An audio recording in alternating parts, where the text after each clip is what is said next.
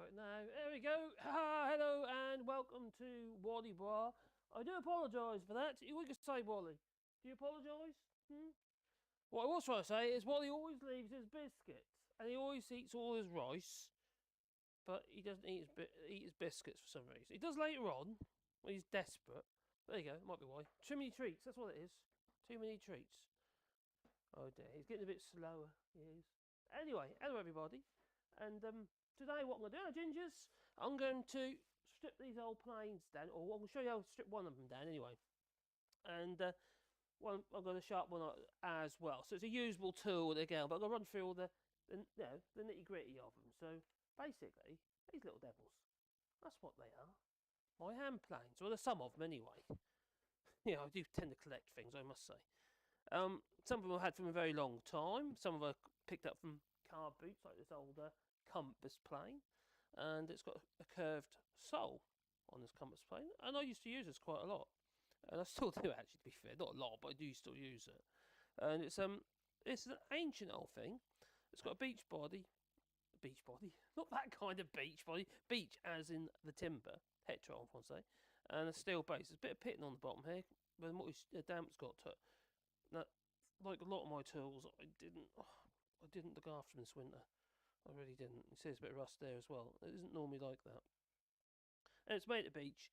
Sometimes these tools would be made by hand, by the actual woodworker. In this case, this is, well, an actual something in Norwich or something.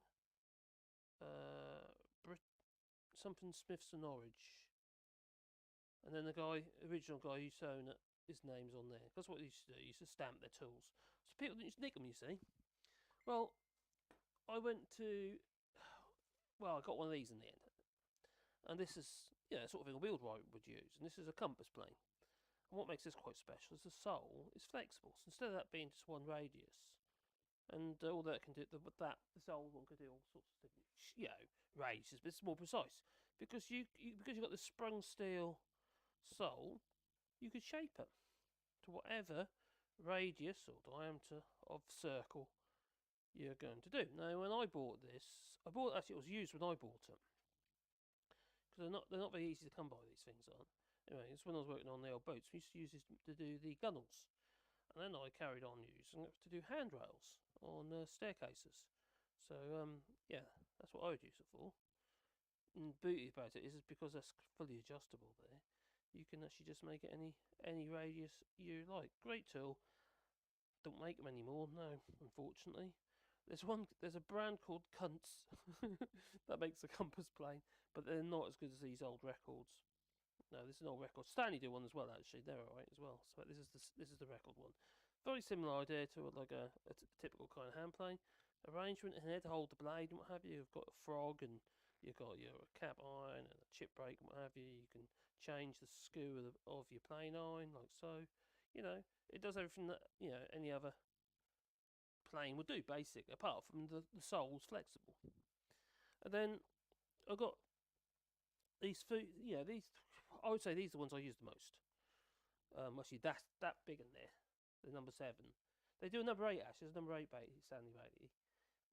If you get hold of one, that is. It's like anything. The plane that you'll see the most of is the number 4, which is this one. And these things you can pick up 10 a penny. They're everywhere. And although a lovely little tool, they're not the most useful of planes, even though some people might think that they are. Hence, they're the one that most people do. But manageable, I think that's the thing. They were manageable to handle. But not a lot of people seem to know what they're really meant for. The nickname for them would be the smoothing plane. This is a number 4, 2-inch wide or 50mm wide plane iron. And the thing is, they're relatively short. No problem with anything short. They don't work too well on things that are long. So, like a door. If you want to put a leading edge on a traditional door, you put a leading edge on your door.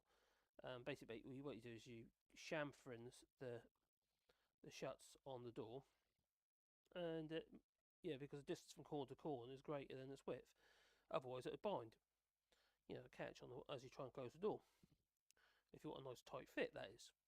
So the problem with this plane is because it's so flipping short, you'd end up with a not very straight edge to your door. It takes a lot of skill with a plane like that to get a good, true edge to put a leading edge on a door. So the plane I would generally use would have been the number 5. That's the one I used to have in my toolkit. Was this one? If I was on site, would be the number 5 Handplane. This is just, as you see, it's a bit beaten up. Saying that, it's still a good plane. It's a Stanley Bailey. I bought this actually years and years ago from, well, eBay, and it's in relative infancy actually, and I paid about £20 for it. It needed a fair bit of work to make it usable again.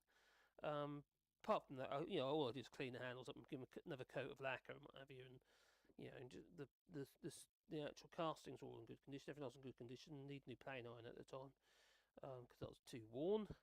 And make sure everything was free, so it was quite easy to do. But there's a toolbox tool that I was using all the time, so it didn't have to be pretty. It wasn't about being pretty. This sort of makes me laugh. Actually, I follow quite a few woodworking channels and that as well, and some of them I have to admit are really good.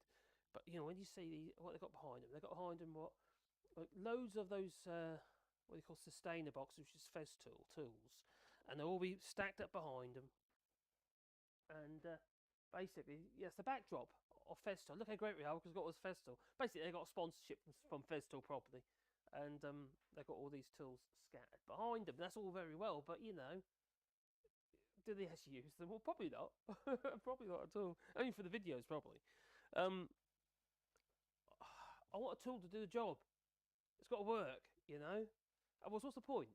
I'm not a tool tart. No, I like my tools, but I like them to be functional. It's like that machine over there, which we stripped down, that old hollow chisel mortar stuff. It works really well now, but I could have painted it all up, made it look pretty and stuff like that for the videos and stuff. But really, it's tool tartery. That's what it is, tool tartery. Anyway, who we got here anyway? We've got Gingers, Madwalk, hello buddy. Hello there, good afternoon everybody. I was running a few minutes late because I realised I had to quickly cut some wood for the missus. So I ran out there and quickly cut some wood for the missus. And she said, when we walk the dogs. Oh, God, I forgot about it. She said, don't worry, she'll walk the dogs. So Caroline's walked the dogs. She's running down the road with 3 dogs. But then again, they've been running around the field today. So, yeah, they've been, because we've been messing about with trees today. You see, we've stuck some more in the ground for the propagation. Also, dug some up as well which could be from what we propagated last year. Plus, yesterday we managed to pick some trees up from the nursery. So hopefully tomorrow we'll be putting some trees in, if it's not raining, or freezing flipping cold, because that's kind of what we've been putting up with. Oh, and by the way, I was looking back on my videos, and one of my videos got told off on my videos on this channel. Not just no. I might have to quickly. I might have to show you that. I'll show you that later. Which one it is. You won't believe it. You won't believe it's got a strike. It's okay. It hasn't given me a community guideline strike. That's not a problem. So it hasn't damaged the channel, so to speak. But this is what we did. Oh yeah, I'll show you that. Anyway, planes, Handplane. So what we got here? We've got a number 4. We've got a number 5. Coming number 5. I got a number 6 and a number 7. I'd really love to be able to get hold of a number 8, which is slightly longer. But the likelihood of that is, it's not going to be easy. But anyway, so what we're going to do is we're going to take the number 6, which happens to be a record, not a Bailey, and which is this one here, and we're going to strip that down, give it a clean up, what have you, and we're going to sharpen it up. Now these 2 planes, the Bailey, this one here, Bailey number 7, and my record number 6, they're both, which were fitted years and years ago now. I'll say years, it wasn't actually that many years ago. But I installed Victor plane irons, and these are hand forged plane irons. And I mentioned these before, and these things are awesome because they just transform any hand plane. Now, that's the actual plane iron there. You can see the thickness of those, about 3mm thick, about 1/8 inch. If you look at traditional plane iron, that one there. Oh, hang on, let me change these cameras over. There you go. I do apologise. So, anyways, yeah. So we got up. Oh, Christ! Did all that? I'll start again. Right. Okay. We've got our number 4. We've got our number 5. We've got our number 6, which happens to be a record, and we're gonna play with that today. And number 7, which I use on a regular basis. Both the number 7 and the number 6, I tarted up. Basically, I pimped them a little bit. New totes and knobs. Yeah, the tote is the handle. The knob is the knob. Yeah. So these have been pimped up a bit, and I have to admit, I love these planes. But still, you know, they could be in better condition. They could be all shiny and lovely, so they look pretty behind me on different videos. But they've got to do their job. You know, I want to be able to use my tools. I'm not really into all this tool tartary. Is that a real word? Or I just made that up? I think I probably just made that up, didn't I? Hello, how do you do? I'm going to show you a video which got censored earlier. Later in this video, in this live stream, and to give you an idea of what we're up against regarding YouTube. It's gone stupid. I contacted YouTube creators or something called it's like a help thing on Twitter. The best way to contact YouTube is via Twitter, believe it or not. And they says, you know, if you think it's a mistake, please do an appeal. It's just like I already knew this. I want to know what people's opinions were really, because this is absolutely ridiculous, you know. Anyway, so what I might do is put these out of the way. That one, and that one, and that one. So I'll put these back in their rack. Oh, there we go. They go back in their house. Back in their house they go. You know the house. It's over here. That is their house. So yeah, I've got this cam on a swing arm now. I'm having a bit of a problem with the lighting though, as you can probably see. Over here is fine. As soon as you get over there, it's on me, and it's blowing all the highlights out. So I need to look at my lighting. It's going to be a bit tricky in there, to be honest, but that's what I have to do. But yeah, so let's bring those back over. I'll get there one day. Needs soft lighting, you see. If anyone knows anything about photography. Oh, there you go. There's another wooden plane here. This one's a beach plane with a wooden sole. But look, everything's got rusty. And even the plane iron's gone rusty in there. Oh dear, it's all good damp. Damp in this place. Not very helpful. So let's put I have to think about everything in there. How obviously because the shape, that's a funny thing, you see. Yeah. If you're ever fortunate enough to get hold of a compass plane like this one, bear in mind that when you put it away, make sure it is slack here. Never put it away with a shape in it. You know, because if you basically put a memory, you know, sprung steel, I know, but you will actually put a memory into that, potentially anyway. The other thing about me is this has got a dovetail slide in there. So that part there is a dovetail slide, so that effectively you can freely move that way. So if you do ever pick one up used, just make sure that ain't seized. If it is, it's not the end of the world. You can free them up. Let's put that back up there. And then there's other little compass plane. That one there. Oh, knock the wheels off. As you do. So we'll go back to the bench. Bring me down a bit, I don't know, maybe not. We've got another little camera there. So any meanwhile, I can choose now, can't I? Well, what one should we do? That one? I think that makes the most sense at the moment. We do have that one as well, mind. We did have that one as well, but for some reason it's not working now. That's very annoying. Is the light on it? Yeah? Oh no, that's the wrong button. Oh, what's number 5 then? Oh, that one. Okay, I'm getting confused. Confused.com. Right. That is our record number 6 hand plane. And it's like I say, it is a nice tool. I have to admit, I do prefer the Baileys. You know, and these things are quite a old design. I mean, they've been about for donkey's years. You know, originated from the old Stanley Bay, like the old Bedrock design, which is had much more meat, much more iron at that point. But these are obviously much later. But even from like the 1850s onwards, it was you know, 1850s.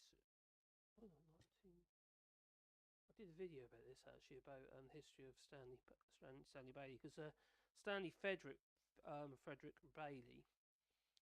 No, sorry. No, Stanley. Leonard. There's Frederick Stanley, and then it's Leonard Bailey. Sorry, they were a bit loggerheads with each other. End up Frederick Stanley, ended up buying out Bailey in the end, and Bailey finally died. And in memory of Frederick Bailey, the Bailey name, as in if you look at one, let's say this plane here, that says Bailey on it. It's a Stanley, but it's Stanley Bailey. And I don't know if you can see it in this point, the knob there. It says Bailey. Might not be able to see it. Try the other camera. It'll say, but it says Bailey, just behind the knob, just there, in the casting, and it's in memory of Leonard Bailey. Now every plane will have a number on it, an actual code on it, not just the code saying what type of plane it is, but it gives you it's like a pattern number. That gives you an idea when they were built. The age of these planes. This isn't that old. It's a Bailey, but it's probably 1950s, maybe 60s. Anyway, there's my little pimped up record. So first of all, what I'll do, I want to strip it down to show all the components of it. And there's a few things you need to think about as well. If you are going to renovate a handplane like one of these, and your all your knobs and your totes and what have you are wobbly, and whatever you do, you can't seem to tighten them up. Well, there is a trick to that, which I'll show you in a minute. But first of all, let's remove the knob. I'd love to remove the knobs. There's loads of them.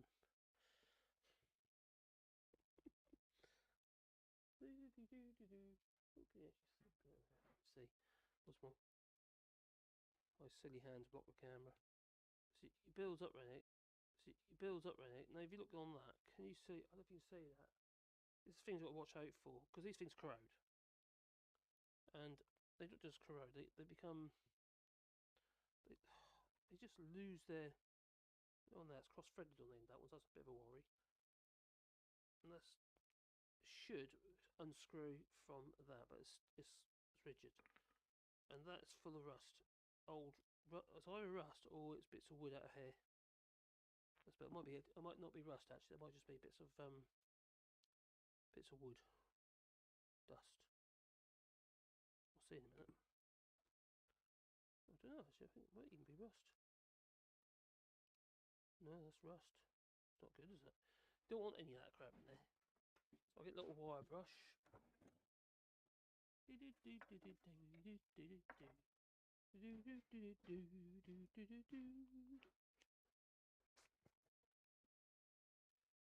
Try not to wire brush your fingers.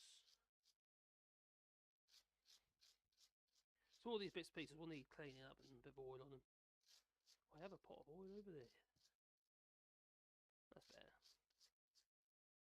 You can polish all these up if you really want to on the, if you've got a wire wheel in a angle grinder or something, or it's not angle grinder, it's a bit ferocious, but in a bench grinder. You can whiz them on there, but you've got to be careful, or unwinds it, then you lose it because it falls on the floor. So I'm not going to take that risk.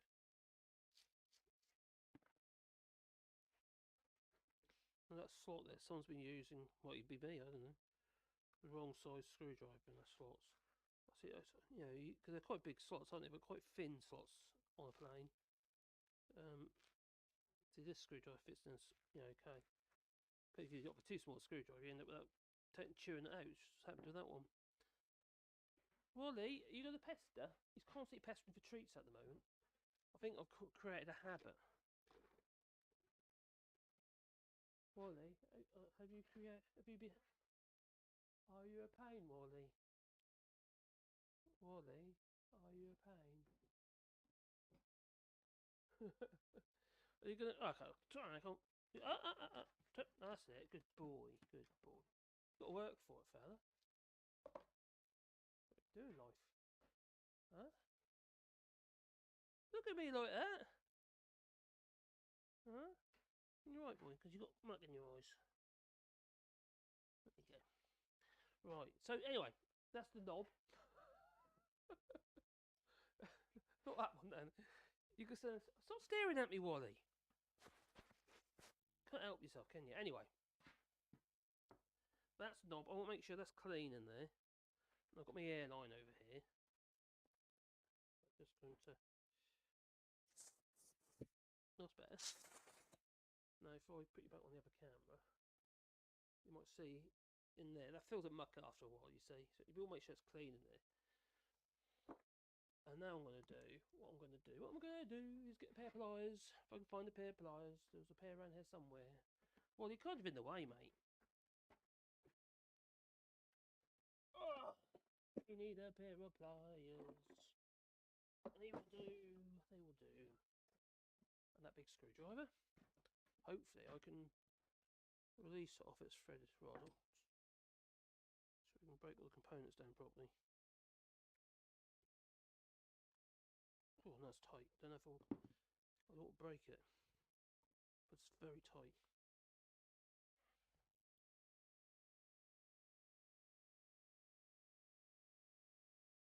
Nope. It don't want to know.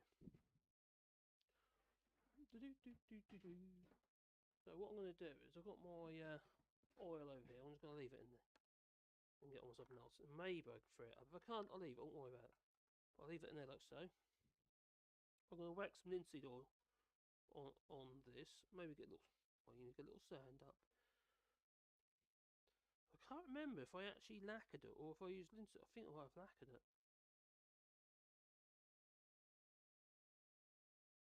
So either that's been done with tallow. I might have done it with tallow on the lathe on there. No, you could spin something on the lathe again, basically by putting a bolt on it, bolt right through, and then you can put it in the chuck of the lathe and then spin it up, or even in the drill. Just sand it all that might make it nice, but you can do that. We'll see. We'll see. So I'll put that over there. Now we're going to go to the next stage. Now obviously we've got to remove this assembly hair. Now this assembly hair is all attached to a thing called the frog. You'll see why it's called a frog in a minute. Because that looks like a frog. Yeah, rivet. Granule. Something like that. I'll have to change that screwdriver because that is too... a bit thin on the blade. Yeah, it is. So I'm going to remove that. When you change your plane irons and stuff, you just pull your lever cap. Now this lever cap was a Leonard Bailey patent. So there's all these little details. They say they don't patent the whole thing as a whole, do they? They painted all the elements of and the design elements, and it's such a clever, very simple actually. With this key arrangement here, where it just slots over like so, and you pull the lever down, and all set up right. It's done. Simple, really quick and easy. It's very popular. Now some of the other planes I didn't want to utilise that patent because those patents, I'm not sure, but they might still be relevant. I don't know. It's 23 years normally, unless it's renewed. But some of them have got a screw arrangement, like a big brass knurled screw. Oh, hang on. I've got a plane like that, I'll show you. Because most of my planes are lever cap.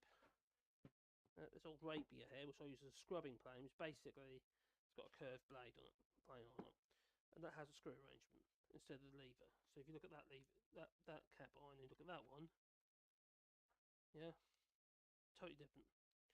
So yeah, it's not rapier that I've converted into a scrubbing plane, that one. So anyway, that's our lever cap. This is our chip breaker and our Victor. Hand forged it was in Sheffield. Now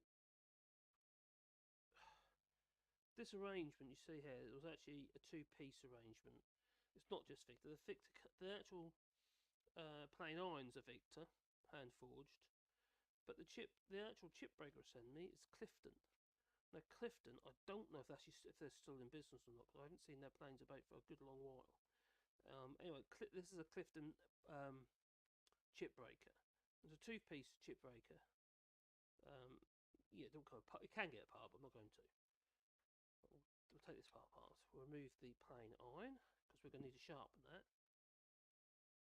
So bring it back. So when I bring this back like so, I'm lifting it away from it so I don't damage the edge, and I can just pop it out. And when you reinsert it, there's various ways to do it. You can do this, so like that. So you insert the plane iron on it like so, because you want metal on metal contact, do you? And then you do that, and then bring the chip breaker to the edge. Yeah, we'll get to that in a minute. But yeah, just that is the plane iron, or blade if you want to call it a blade, but it's a plain iron. So that is going to need sharpening. I'm looking at this edge and it's a bit crap. Now I have something I'm going to see if I can rig up. I've got a microscope.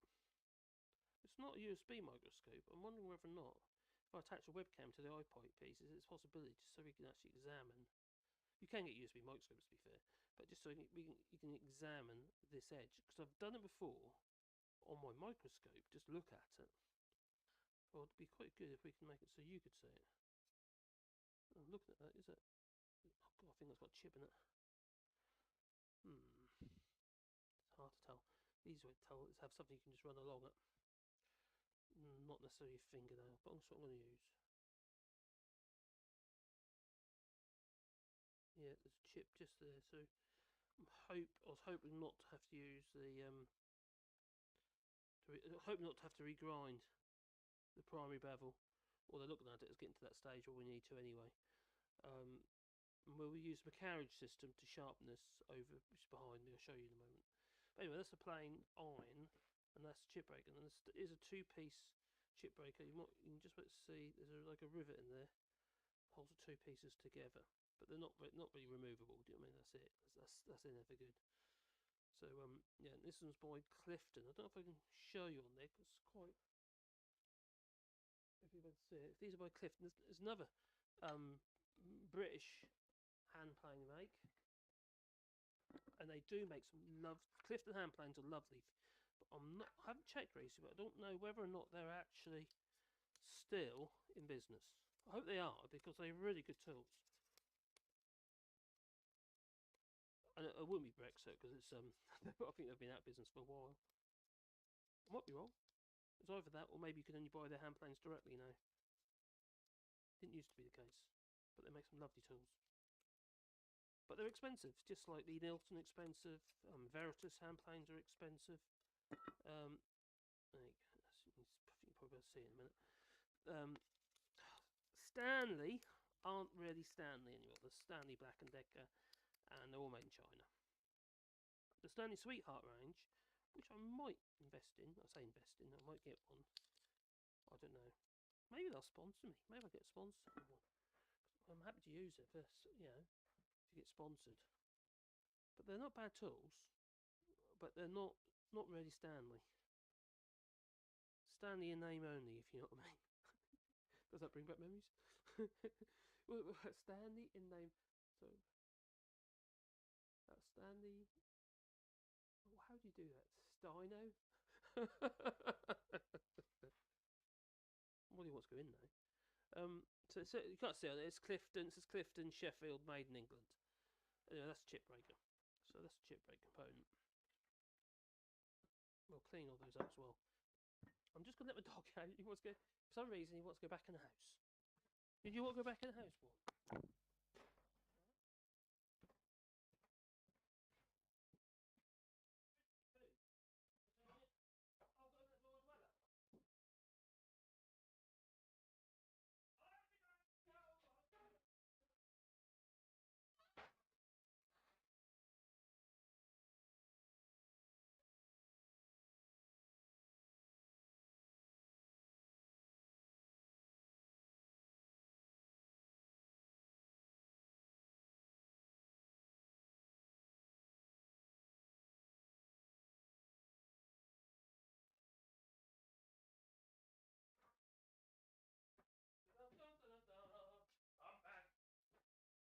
I'm back.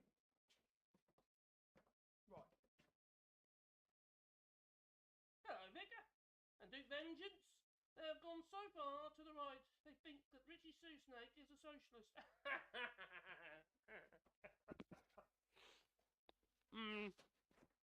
Don't know about that. Yes, Ian, I'm back. Don't worry. I just had to quickly let the dog out. He wanted to desperately get back to Caroline. He didn't want me anymore. So yeah. And also I'm stuffing my face with a like a veggie fritter thing that I made yesterday. On this weird diet. Not allowed anything that's got carbs in it. I'll have eggs. You know, tart's content. Okay, this bit here. called the frog rivet. Rivet. Yeah. I wonder why. Why is that called the frog? I wonder. Because it looks like a frog. Yeah, it's got frog eyes, like a Kermit. I painted it green, you couldn't tell the difference, could you? No. Anyway, that's the record number 6. I do apologise if the volume was a bit low, but I was actually running through into the house, letting my dog back into the kitchen to see mummy. Right, so there's 2 screws on there. They hold the frog down. Now it's quite important that the frog is in the correct position to the mouth or the throat of the actual plane itself. Now you've got your slot there, and obviously your plane iron sits on here. Now I would say actually I probably had that a little bit too far back. That should really be flush with that. The telltale signs when you have the actual plane iron in here like so, because that rests on there, you see. Like that. And then you have to make sure that there's no obstruction, so it can lay flat until the blade is out of the actual throat of the sole.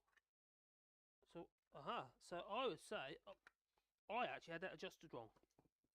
I don't know if you can see that there, but this straight edge here, if I lay it on the frog like so, it's hitting the throat of the plane. That needs moving forwards just a touch. Basically, it needs to go that way a bit. Well, there's a way of doing that, which I'll show you in a moment. But at the moment, we're just dismantling at the minute. So we'll remove the frog. Remove the frog! Like so, there's 2 screws. We have to remove that one. What I'll do is I'll grab my little magnetic dish. I don't want to lose these things. That's what usually happens. Remove that screw there.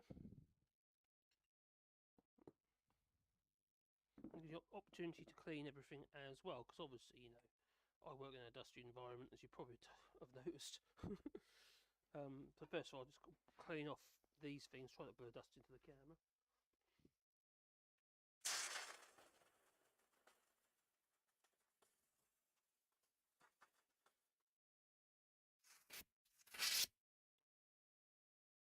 That is the frog arrangement, which has the screw. This makes the blade screw one way or the other. So you make sure the edge of the blade or the plane iron is in line with the sole of the plane itself as it protrudes at the bottom of the plane. But not only that, you can use that facility. If, for instance, you've got a piece of wooden square, isn't perpendicular on the edge, well then you can use that facility to help you true that piece of wood up. As long as you remember to go back to the neutral point once you started to take the bit off. Once you made your correction, you have to go neutral after that, and that was just straight. Otherwise, you'll just carry on creating even more of a problem, but in the other direction. On the back here, we have this little yoke arrangement here with 1 screw in the middle. We'll leave that on there for the moment, and that sits into this screw in the back here, which is like an adjustment screw just there, if you can see that. That too can be adjusted in and out. I will be adjusting that in just a touch to make sure that the frog is no longer in the wrong position, because it would be silly not to do it while they have it apart. So as you can see there, we have this adjustment screw here, and this knob here, another little wheel, or adjusting knob. This one spins beautifully, this one does. Probably because I've cleaned it all up. But yeah, it's a reverse thread. Yeah, so it screws in when you go anti-clockwise and screws out when you go clockwise, unlike, well, like a normal screw. And the reason for that is so when it gives you, to put pressure on, you're screwing down, aren't you? Effectively, when you then pushes this little yoke here and pushes the plane iron down. So that's why it's in reverse. Whereas you reverse it the other way, it has the opposite effect. And then obviously you've got your screw there as well. It's quite a simple idea, but it's it's fantastic design, really. Simple, like me. I'm simple. Doesn't mean I'm fantastic as well. Probably not. Okay, so we're on to the tote. That's the tote. Now, the tote's a similar arrangement to what we saw for the knob. It's a little threaded rod that goes all the way through. So what we'll do is we'll remove the threaded rod. But what you should remove first is that screw down the bottom here, and there's a reason for that. If you can do it, that is. Usually use a small screwdriver for that, but that's alright. It's doing it. It's gone into the slot nicely, so it won't matter. Right, put that into there. The reason why you do that is, if you take that one out first, this screw out first, you put all the pressure on the bottom of your handle, and by doing that, you could break that bit off. Yeah. So you don't want to do that. So take that one out first, then this one. If you knock the handle, do you know what I mean? If you're damaging the handles, putting a split in it. Now these handles, they shrink, right? Because the direction of the grain. Let me show you. Might make sense. So, alright. We have our plain handle here, right? Or your tote. And this tote, the grain is going that way. Show you, this one might be better show on that one. It's more obvious on that one. Yeah, more obvious on that one. The grain is going that way. Now, because the grain is going that way, when these tools get older, the wood carries on shrinking a little bit more than what it was when they made this tote. And what happens is, that height there becomes less than the length of the threaded rod. So what you have to do is, if you've got to carry on using this handle, if you don't make a bigger handle, you've got to basically make your threaded rod shorter. And that's what you have to do. Otherwise, you have a loose tote. And no matter how tight you make this screw, it'll still be loose. So take that one out there. So that's the little cap screw. There's a cap screw because it doesn't go all the way through. Some people might call it a blind screw. It's on a drunken date, that one.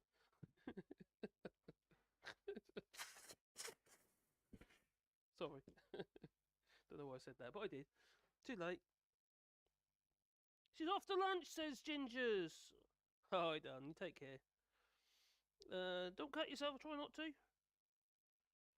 I hope the sound is okay. Oh, hang on. You say my mic sounds too low. Let's have a look. What's the sound over here? Oh, right. It is. La la la la la la la la. Right. It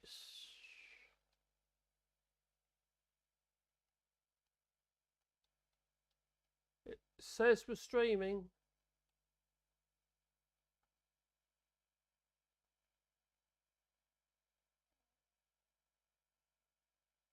Are we back? Doesn't look like we're back. I think we're back. I think we are.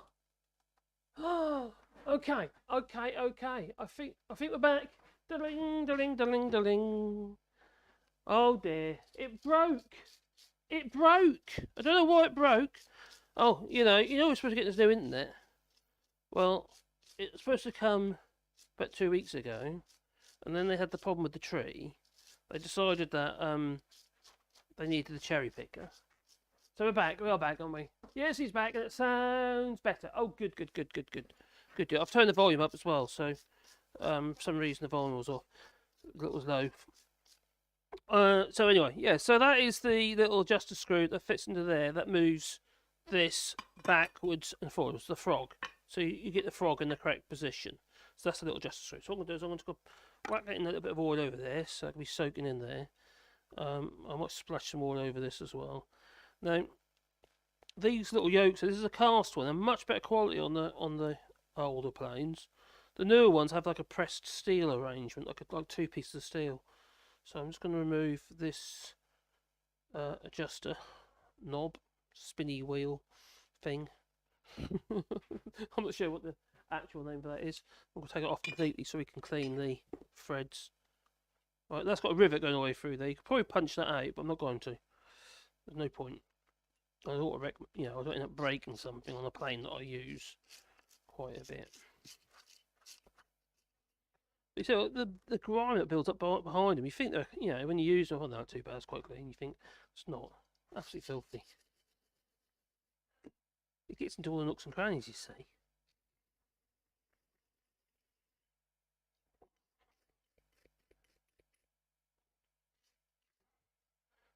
That'll stop, if I don't get rid of that, they'll get trapped behind here and end up, when I put this back, end up causing problems.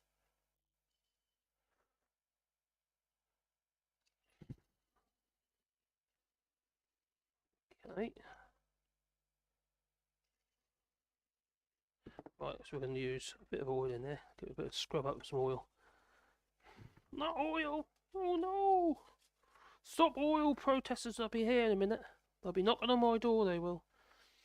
Although I do understand where they're coming from. I'm not sure I agree with their methods, but I think it's a little bit silly. Their methods. Something has to be done, obviously. I'm not denying that at all. But I think we have to look at how do we keep regarding the environment. How do we get people on board? That's what I'm thinking. How do you get people to make changes? You're not going to do it by making everyone's life misery. Well, they're probably doing it themselves by not actually doing anything. You know, with as you already know, we are fairly off grid here anyway, in the sense that we could say we offset some of our carbon use, because obviously there's solar and what makes this clean. Just using a diamond to make sure it's clean. Better diamond enough for that job. Where's that gone? Yeah. So we do offset quite a bit of our carbon. Besides, I don't go anywhere. I'm absolutely honest about it. I really don't go anywhere. I'm fortunate enough I can work from home, so I don't have that cost.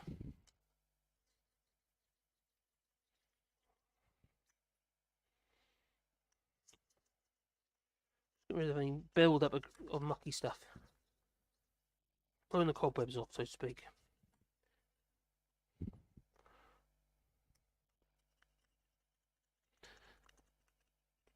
But it's quite nice actually whenever we turn our anything on that uses electric, we can fairly happily say that at least 70% of that is we've made.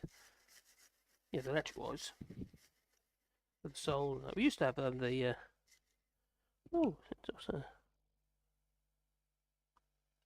noticed that before. Why is it? It says war finish on it. Stamped in the back of this SKU, which has been a part of the frog all those years, they call it war finish. What the hell do they mean by that? What is war finish? Probably a term that I obviously don't know.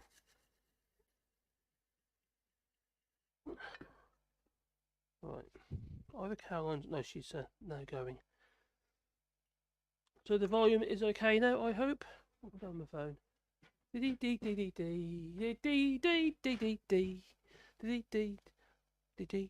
anyway, they came along to do our internet. Decided that they couldn't because trees were in the way, and they thought, come back with a cherry picker. And lovely jubbly, we're all back. And as it come to it, they couldn't do it. So they give us another date. Didn't turn up. Well, they were about, but they didn't come to us. We got a phone call from Orange, in French, obviously, so I have to work my way through that. And made a rendezvous, which was fine. They didn't turn up. But they were in the vicinity. Obviously, didn't have enough time to get to us. So we got another rendezvous. And they're supposed to be coming on Thursday. What's today? Tuesday, don't it? So yeah, they should be coming on Thursday, with a bit of luck. So we can have our nice, super fast, hopefully more reliable internet. Because although our internet has been very, very good over ever since we installed the 4G internet, I have to admit it's been really, really good. But I'm a very hungry user, as you can probably imagine. Doing what I do with the YouTube and streaming and stuff, I have to have two cards, so two 4G cards, two mobile phone cards basically, to get what I need. And just recently, I don't know why, I've never had a problem before. We've noticed it's been dropping out a bit. So, like for instance, the stream, we just lost a stream a minute ago. So I'm hoping it never used to be like that. That's what I don't understand. So something's happened. So with a bit of luck, the fibre when it goes in, well, the fibre's in. It's just got to be connected to our house. So they put all new cables in everywhere around here. Quite a considerable expense, I can imagine. But that was in. That's what Macron said he was going to do, and he's done it. It's fair dues to the geezer. So yeah, 2 gigabit download would be pretty good, and a minimum of 600 upload. So that would be rather nice. At the moment, we get about 60 megabits per second download, and up to 15 upload. So it's quite a bit less.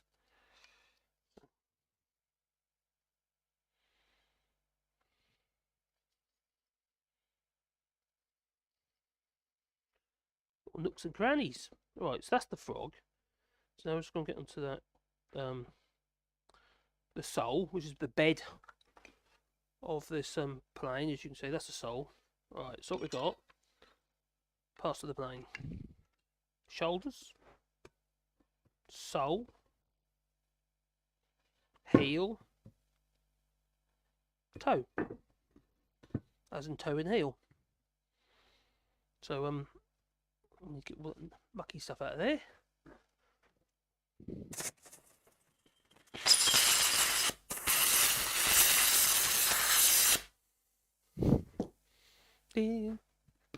Knees, shoulders, and something on toes. Stuff like that, I can't remember. Should do, the kids. Right, so this is clearly got a nasty build up of muck around there. I'm not running the wire brush now because I don't want to lose all its finish. So, it's got the original paint on there. So, I like to keep them as original as I can. So I'm just going to loosen it up with this. It's a mixture of oil and white spirit, so it's a bit like it's my version of WD-40. So just loosen all the muck on there.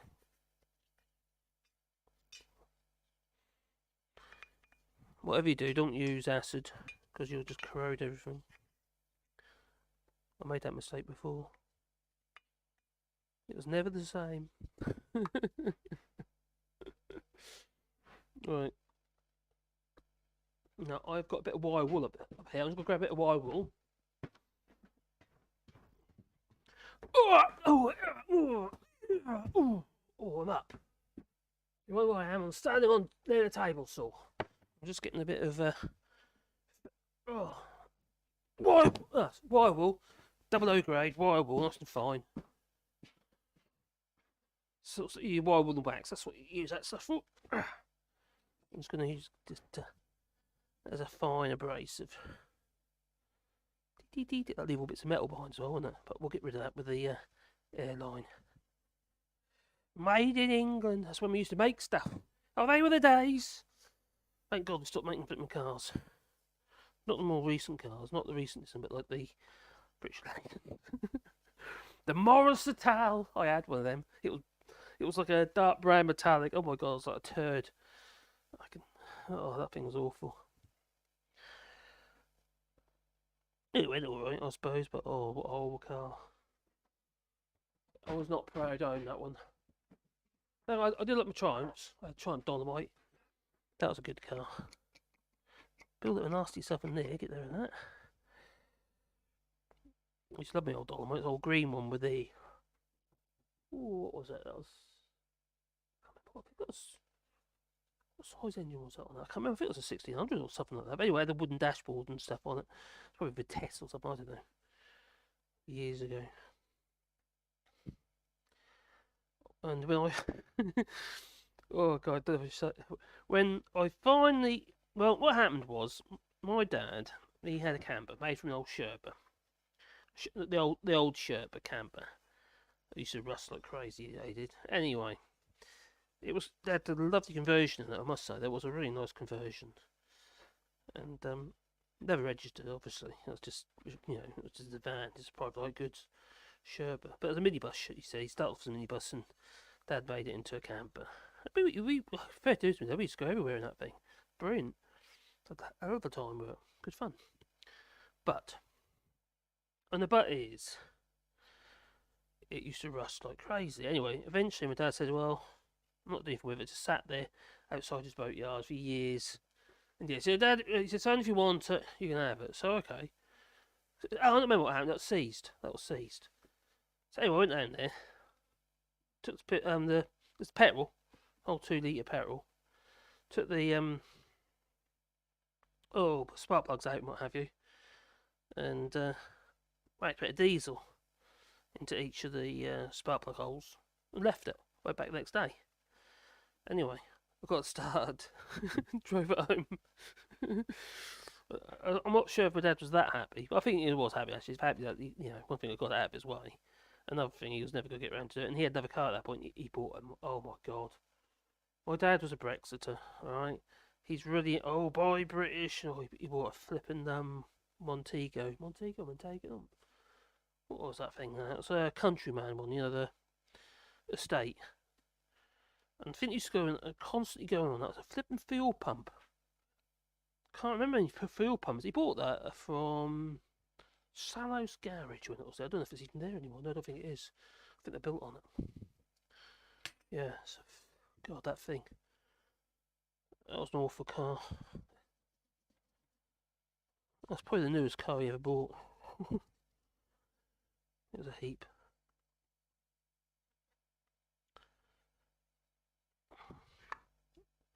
I would say my dad's best car that he ever had was a Morgan. A really, really old Morgan. God knows what that'd been worth today. That was lovely. I can't remember rightly, but I think it had like an auto lift, like a lifting mechanism to lift the car up so you do the change the wheels. There's like a jack on each wheel or something like that. That's bizarre. It's old Morgan. I can't remember which one it was. Maybe somebody knows. But yeah, that was a lovely old thing. Anyway, after that, he had things like oh my god, he had an Agro, Austin Agro. The Allegro. There's a guy making one of them electric, Allegro. So yeah, he had that. Okay, so I say it's pretty clean now. I want to clean the outside though, because we have got some rust appearing on it. And various ways we do is we put this in the vise, just gently squeeze in the vise, not too tight. The sides are parallel on these record planes, so it's not a problem. And I'll probably just use a diamond and just go over it a few times with a diamond. I could literally just flatten it with a linen shear even. Might even do that actually. Because the linen's just quite blunt at the moment anyway, so we could go over there. Oh, that one. Hope the sound is still good. Having a break from an exhausting day playing Minecraft. Holy canal. You do have an exhausting time.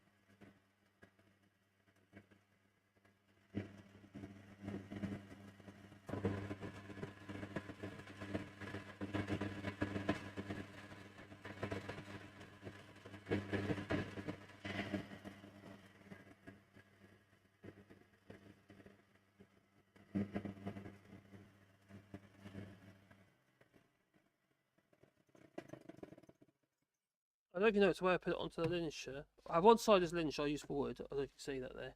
So it's white. The other side I use for when I'm doing sharpening and stuff. This side's obviously really blunt with the belt, and that side's got a little bit more aggression in it. But the thing about it, I don't know if you can see that. This is something that I've noticed this last time actually. That had there's a bit of a hollow here. And you can see that where it's darker, where it hadn't been touched, there's a bit of a hollow, but also at the back here. This is not 100% straight. I know the top of this is straight. I had this milled. It's probably, I know it's a long while ago now, but I did have that milled. I've had this machine, it was in England. That was done in England actually. A long time ago. This side. I don't think I've ever put this on there before. But I don't even notice when I put it on, I don't just sort of do that with it. I make sure I cut down as quick as I possibly can, keep the pressure constant, and then lift off together. Otherwise you can actually damage it.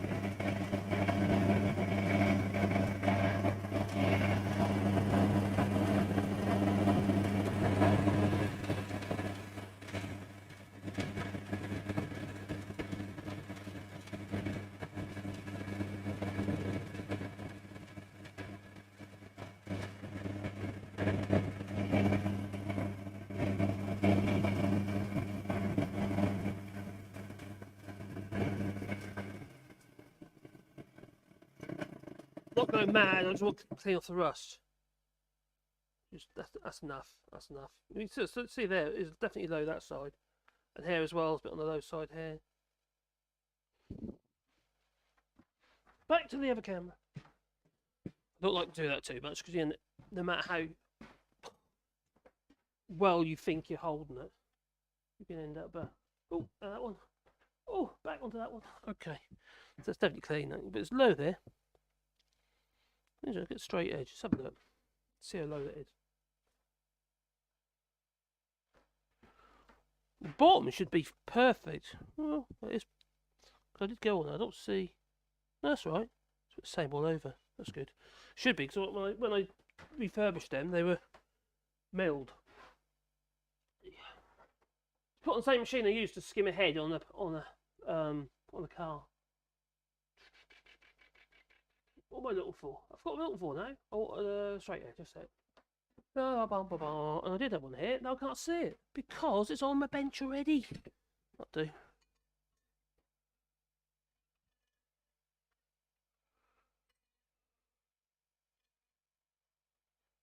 That's good. Right, I'm looking for light. Yeah, it's a bit low in that place on that side.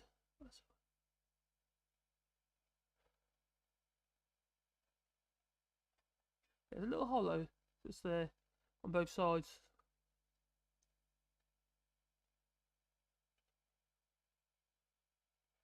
So tiny, hardly anything. But anyway, we can polish it up a bit more, get rid of some of this if I want. I could do it. I'll just show what I mean. We'll put it into the vise. I'll move the camera, don't worry. What I'm going to do is squeeze it on there. It mustn't go too tight. Let's move the camera over. So we're going to move the roll. Ooh. Into the vise. And gently squeeze it in the vise. I'm not going to go crazy. I don't want to go crack. Right, so I need that one. Yeah, that's the one. Getting caught up on stuff.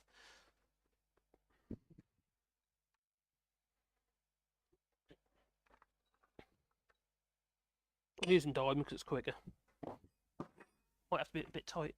Oh, hang on. What if I put something underneath it? That's a good idea. That's a good idea. What though? Eeny, meeny, miny, mo. Do.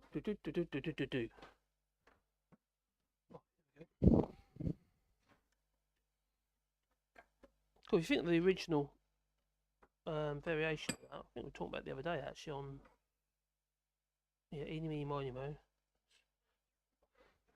It's racist, isn't it? Can't say things like that anymore. Obviously. Right, so just literally just polishing it off. I'm not trying to flatten it like that, but you can see there, that's pulling that out. I can't go crazy. I can't remove it all that pitting because I'll end up taking too much off the bottom of the sole. What I don't want to do is end up leaving like rust marks behind where I'm planing my wood if I'm doing anything fine. So try and remove as much of it as I can. This isn't really working, is it, in there? I don't want to squeeze my plane in the voice. A plane like this would cost you around 400 if you buy a new equivalent such as a Lee Nielsen or another good make is Wood River. They make good planes in the United States. A guy called Ross Cosman who's also got a YouTube channel, and he's Canadian, yeah. I think he's Canadian. Yeah, Canadian geezer. Anyway, he has a woodworking channel, and then he sells one on his channel as well, the Wood River. But you're looking at about, I think they're about 400 for the 400 euros for number 7. But like I said, it's got to work, isn't it? Basically, I'm just trying to clean off the old nasties. That's better. That's not better. They get scratched now as well. There's little scratches on there, I can see. But I'm not wanting to get rid of all those. But you always get this hollow. You always get this hollow in the middle. Bit of a hollow there.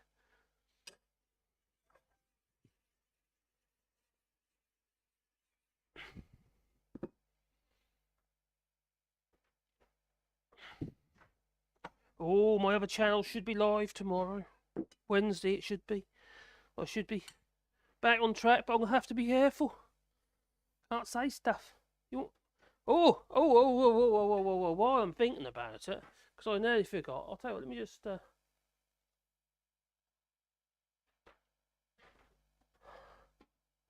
Right, I need to find... Spin you round and over there. Oh, what's happening? It's gone all limp. Be like me. There you go. Right, I'm going to bring up a window in a minute. Once I can find... That's okay. This I need to show you this because this is absolutely ridiculous. Okay, dash. Wallybois. It's already on Wallybois. That's the one that's on. You won't believe this. If I can find it for you, that is. If I go into my videos and the oldest. Oh, it's not as easy as that. I have to go into Studio. YouTube Studio. That's what I'm doing. I'm going to YouTube Studio. La la la la la la la. Right, and then we can go content. Oh, bless you. Into some really old content. Okay.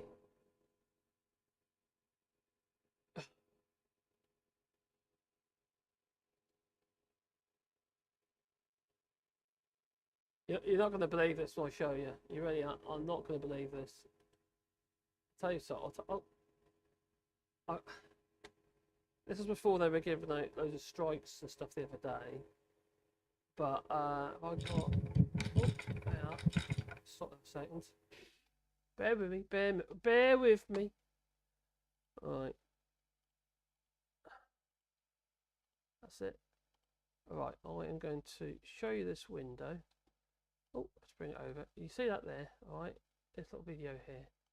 It hasn't got a community guidelines strike, but it's got an. They said that this is offensive. Okay, bear this in mind. This is what goes as dangerous and offensive material. All right, I made this. Oh, what am I doing? Right away. There you go.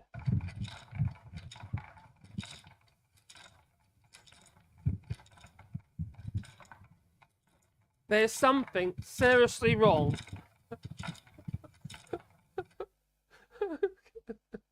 Shall I do that again? Because it's just so ridiculous.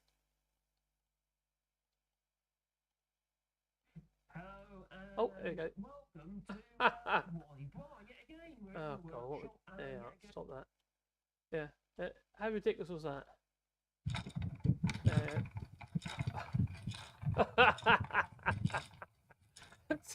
That's classed as offensive and dangerous. Yeah, hate content. Spreads hate, you see. That's my wordy gig. I'm just flabbergasted by it. I really am. So let's go back off there. There you go. There we are. Back. What can you say to that? That is hate, as far as YouTube's concerned. Demonetized. Well, what the hell are we supposed to do? If they consider that's bad, we're buggered. Oh, what can I say? Can't you say that now? All swear words now are all considered and treated the same, apart from hell and damn. That can't be right, can it? I've appealed it as well. They said no. No, not allowed it. Is it? I know, because it's got a man bashing his. Oh, so Mrs. bashing his her husband. Actually, it's supposed to be Giles. Remember Giles, don't you, with the fruit in the hat? So bashing her husband with a brolly. Grandma Giles. What? It's a wordy gig. I'll tell you, it'd be so easy now to be ripped off the YouTube platform.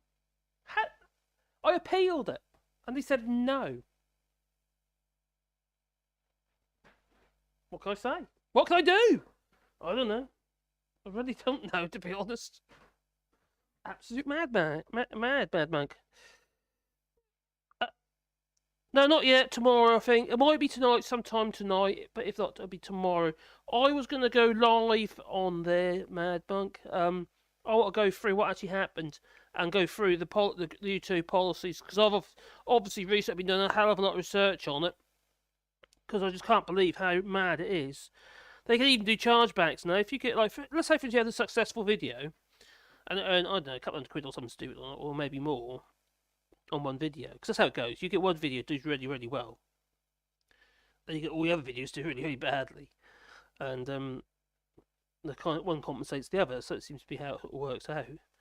Anyway, it's a bit of an insurance policy, I suppose, but no, well, no insurance actually. But anyway, it's. There's no telling. But they'll do a charge. Sorry, what was my point? Chargebacks. They're if you, for instance, what they say abuse the platform or do something that they don't like, go against the community guidelines. Hence, you get a community guidelines strike. Any money that was earned on that video, they will do a chargeback. So yeah, they'll basically take the money out of your bank. No, okay, if you're in a small channel, it's not a big deal. But let's say, for instance, that one video, maybe earn, I don't know, a few £1,000. Maybe you don't have the money in your bank, even. Well, that doesn't make any difference, because all they do is they'll just take it out of your future earnings. It becomes a debt. That's what's coming to. It's a bit, the other thing about it is it's quite hard to work out exactly what they mean in the actual, I'll just clean all the muck out inside there. Obviously all these things can be really polished up if you really wanted to. But, yeah, it's quite hard to work out exactly what they want because it's so open-ended. The wording is really open-ended. They're using things like maybe demonetised or may be held from the, partner program, which basically means demonetized. So it's maybe this or maybe that. It's just like, what? So what have we actually got to do? It does mean basically you can't use any profanity whatsoever. So people like Super Tansky, can you imagine her? She's got a YouTube channel. I can't imagine any of her videos being monetized now. I know she's mainly on Twitter right now, TikTok, but she is on, I think she's got like 10,000 subscribers. Rightly when I looked yesterday. So I was curious, you say. Obviously, I'm curious to see what other known swearing type channels like I think whether or not she get a community. You got to be careful. You get a community guidelines strike. It's not the same as being demonetized. They're two different things. Being demonetized basically means they won't. You won't earn any revenue from advertising. But like what's pointed out, I think Mad Monk pointed out on my channel, other channel, the Old Shorts channel, that ads were still showing. So obviously they're earning, but not sharing the money with me. So that doesn't seem right to me. So they say it's okay for us to earn money out of it. Yeah, keep to be safe for the advertisers, but you can't. How's that right? Oh, okay, obviously loads of YouTubers are complaining about it. Even Max has had some strikes. Rose Bear. He's had some strikes. But, he's deleted all his content before 2020. What I've done, it won't make any difference there, so that's the thing. Is what I found out since. I've just got to put my fingers crossed that I'm not going to get another strike, that's all I've got, really. Because, you can still get strikes on deleted material. According to, I'll show you, when I go live, I'll point all this stuff out. It's all in the YouTube, what they call the TOS, Terms of Service. So it's all in there. So, you sign up to these things, but I don't know about you. How many people, well, I'll put you so, how many people actually read the Terms of Service, when they sign up to, so I was going to say, it could be all the usual kind of stuff in it, and you kind of they got you with a short codes, because in the day, if you want to be on the platform, you have to abide by them. Abide by the Terms of Service, otherwise you can't monetize. I think, and I can see this happening, that many YouTubers are going to move away from the partner program, which is to monetize advertising on the platform and be forced into more of a community supported platform, like for instance the super chat, not super chats necessarily, but Patreon and stuff like that. That's possibly going to be the only way. Because I don't actually know what I'm going to do, because like I say, I've on that channel, as you probably already know now, because I mentioned it before. There's 3,000 videos of mine that took a lot of time, a lot of work, and they've been privated. That you can't see them anymore. So it's a bit annoying. So there's only 39 videos on my channel now. Not because it was only people look at my channel. Oh, crikey, you got what, nearly 12,000 subscribers on 39 videos. Cool, that's good going. How little do they know? I think there's a lot of naivety out there as well regarding YouTube, because it's not just channels that are a bit controversial, like my All Shorts one. I suppose it is sort of. I'm only regurgitating the news, really, and putting it in my words. Yeah, it's okay. Should we have a screw there somewhere? No, that's that one. That's that screw. Oh, it's down there. There it is. There's loads of channels out there who are going to get hit by this, and they don't know. They haven't checked this stuff out. They just, tick the box and say, "Yeah, go ahead. We'll,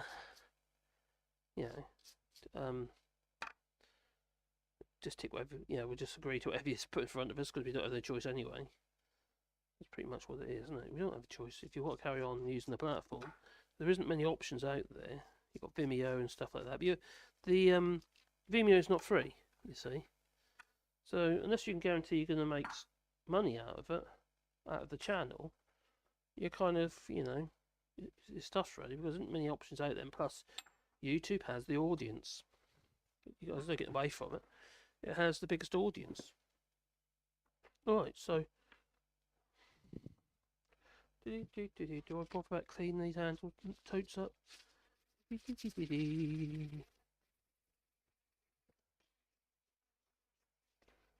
of grime off them.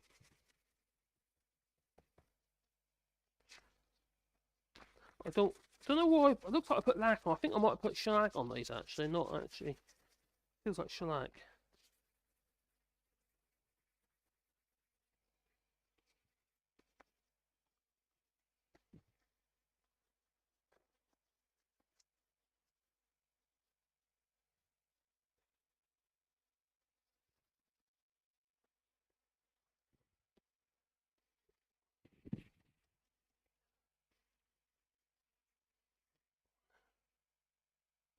Don't really like loads of shiny. Don't like shiny handles. You need to have shiny handles. Wooden handles. I've got covered in loads of varnish.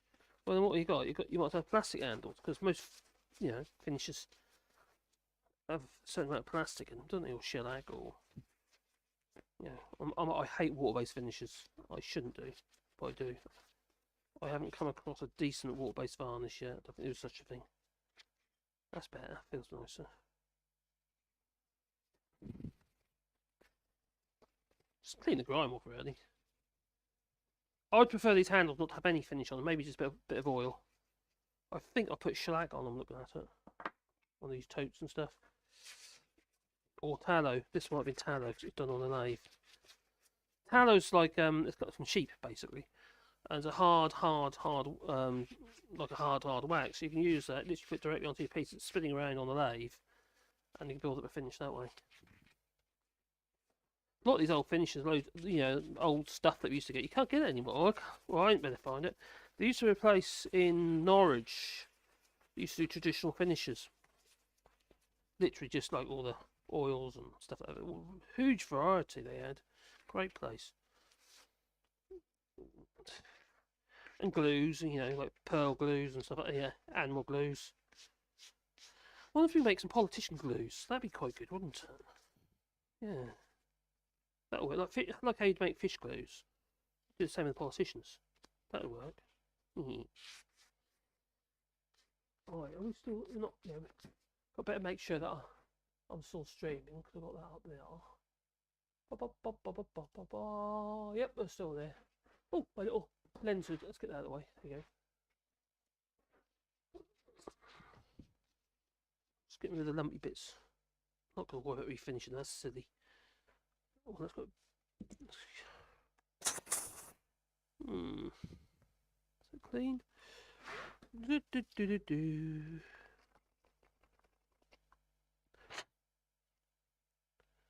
Cool. Right, so we've got a tote and a knob. A knob and a tote. Actually, got two knobs and a tote. Right. There. Put that there. So now, we've got a choice what we can do there. We can start putting them back together.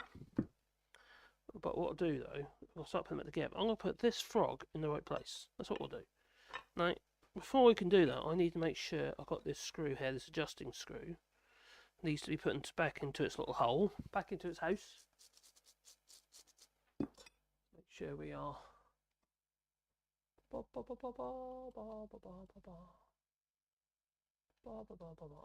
put that over there. So I need to be able to make sure, keep the screen up over here so I can see what's going on. Make sure I'm still live. Right, because people they disappear, you see. Right, so I'm just going to clean it up before I put it in there. A bit more. I'll do.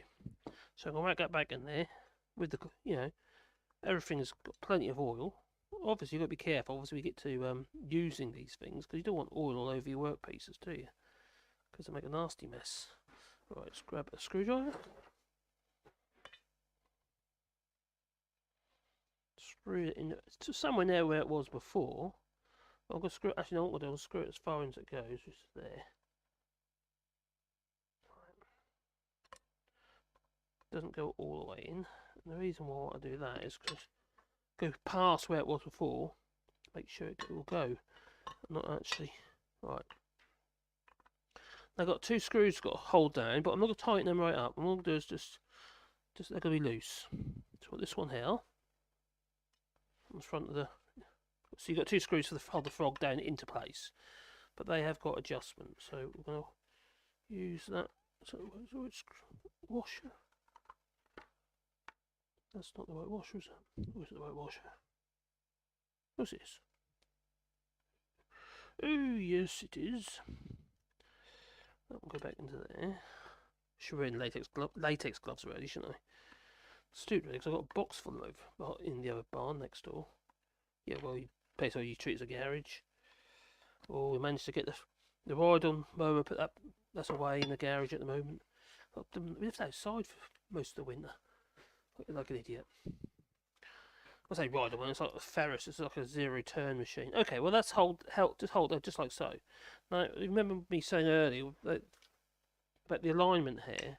It was yeah, there's a lump in the way because it was too far back. It needs to go a bit further in. So what I'm going to do is I'm going to screw it in a little bit.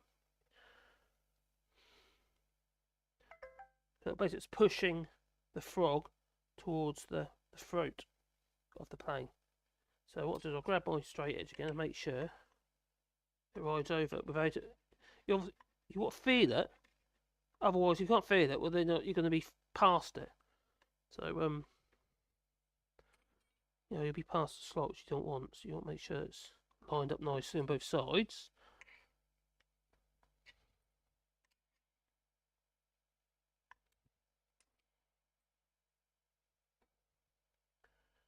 Gently does it.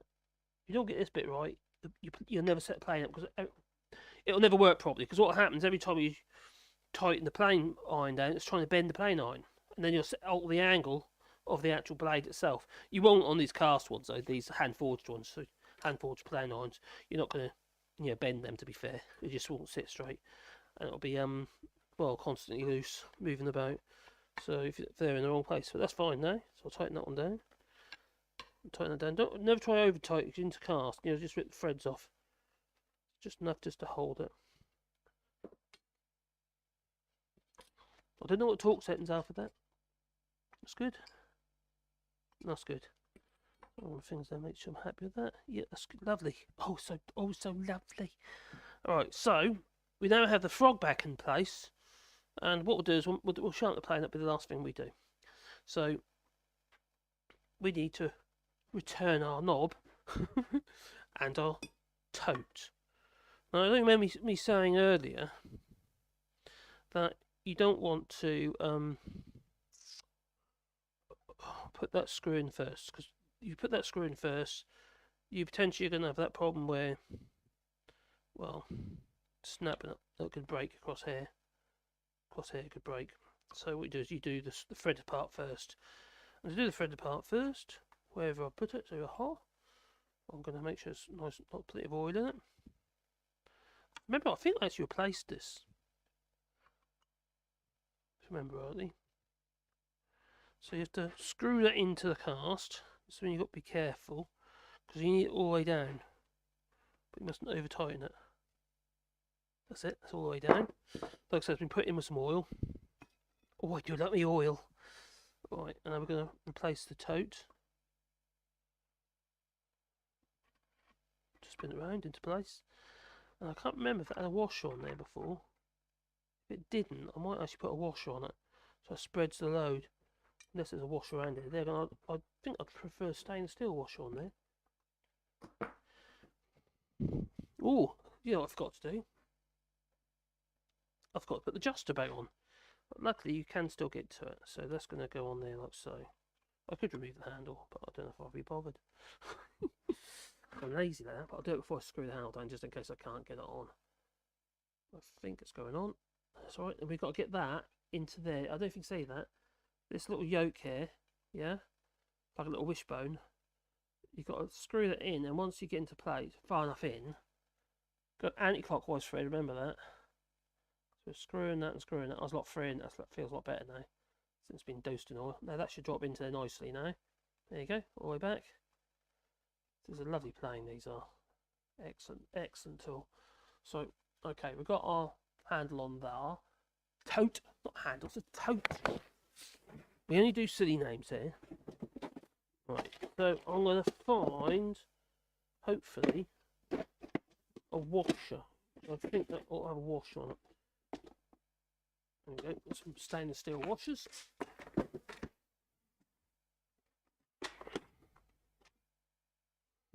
Oh, washers. Maybe that one. Might be a better fit. No, it's too tight. Do do do do do do do do do do do. Not too tight. That's be the one I had a minute ago. All sorts in there. All sorts. It's the thing we do when you know years of working with boats and old boats, you know, whether it be little yachts or big yachts or motor cruisers and what have you. You get to accumulate stuff, especially in stainless steel stuff. Alright, let's find a screwdriver. That'll fit in there nicely. Get in your slot.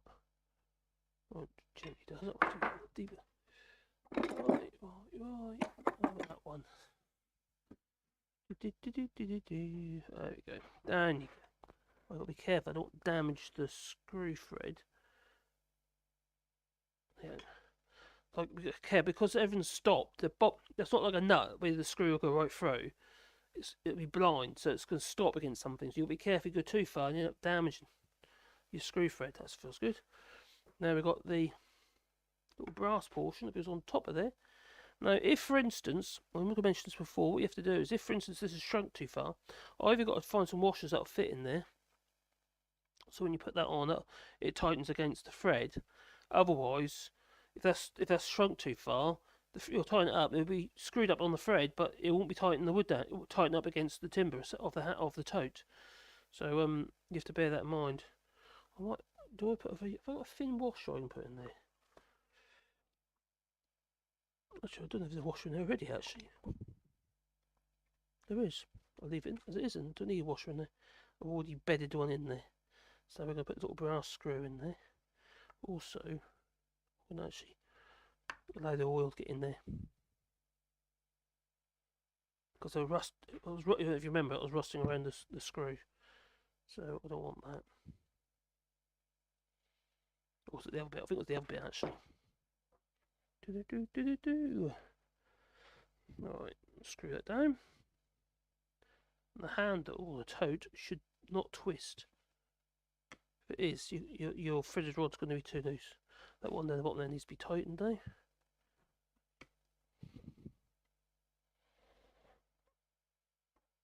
That bottom screw's a bit daft really, because you can't get a screwdriver into it. No. Ah, can you see it moving? That bottom screw does not want to tighten right up. So what I'm going to do is I'm going to remove this again actually. I'm going to remove it. And the reason for that is I might need to check the screw at the bottom here. Make sure it's going in properly. Otherwise I'm going to rip the threads off it and I don't want to do that. So off comes the toe.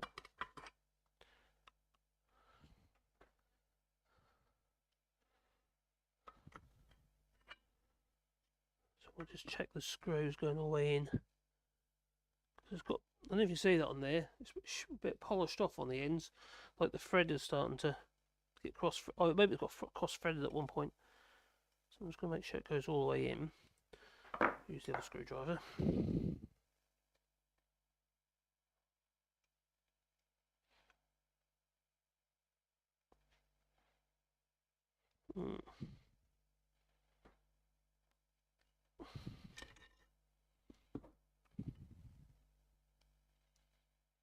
What I'm going to do, it's not going all the way in, and what it's doing is trying to rip off the end of that thread. I'm just going to take this over to the grinder and just flatten the end of that screw off a little bit, to make it a little bit shorter. Get rid of the cross threaded bit basically. It's going to get hot, this is.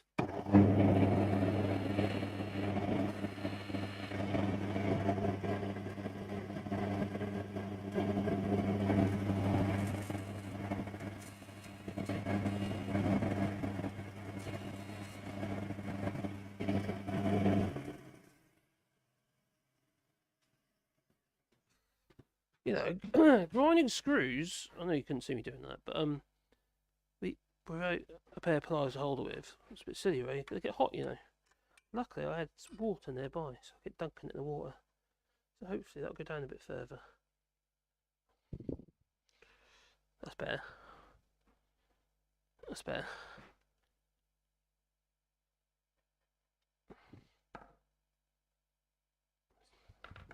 Right, let's see what happens. I'll put that screw on first. Oh, idiot. Put it on the wrong way round. What a silly thing to do. There you go.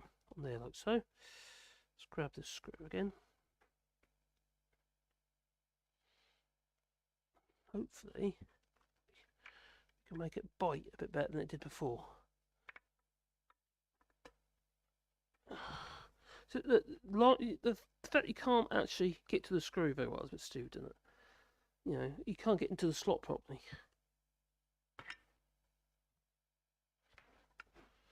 Oh, I might need another washer on there, or a shorter screw. Oh, there's that. Nope, still too loose. That needs to be shorter, that screw. It's not going down. Never noticed that before. It could be that the actual toe has shrunk. But I don't think it's actually got a lot of I don't actually think the screw is going all the way in for some reason. It's no good me thinking I'm going to use a self-tap and a tap and die, or just a tap to make that, you know, to make sure the thread's going all the way down, because it's not going to be a thread rate I've got. Plus you need like blind type taps to do it, where you know, most taps go right through a hole, you see. They're tapered. Yeah, tap and die basically to make threads on pieces of rod, bits of metal. I've made a hole, or don't know why that ain't going all the way down. I don't want to wreck the screw. So look.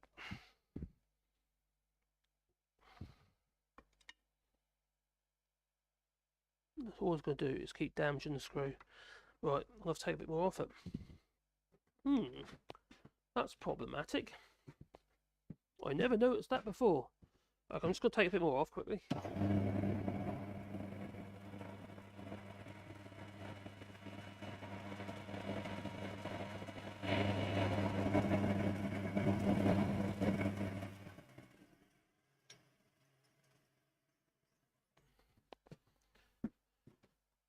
Okay, I just shortened the screw. God's sake. I think the threads in the casters is damaged. That's what I think. And if I overdo it, over tighten that, I'll have a problem. So I don't want to do that. So it's going in far enough. So yeah, it's definitely going far enough. That's good. Good, good, good. So I'll put this back on. There's possibly might have to put a thicker washer on. Okay.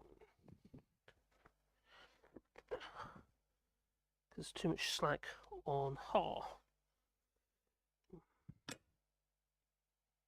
We're going to use the carriage system to sharpen the actual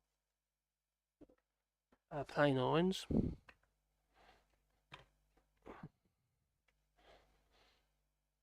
Which is like a wooden carrot. Oh, that's better. Oh, that's good now.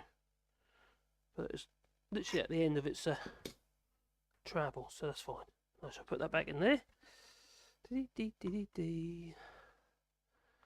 So you can get planes quite cheaply. You can actually pick up a number 7 or 6 like this, but 50-60 pounds on Amazon. I've been looking. The faithful ones are quite good. They're not bad at all for the money, but they do need a little bit of help, a bit of improvement. But saying that, the castings are actually not bad. Obviously, they're Chinese again, but you can pick that.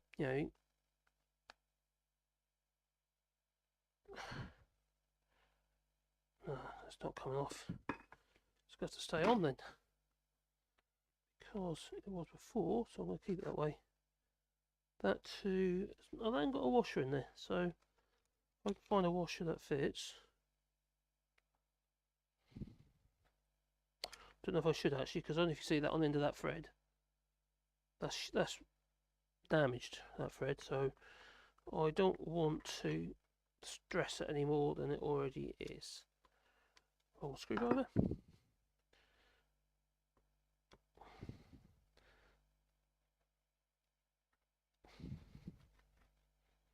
Well, luckily I feel it going in, so that's good. No, that's fine. And it's not twisting. That's it. That's good. Right, so we've got a tote and our knob back in place.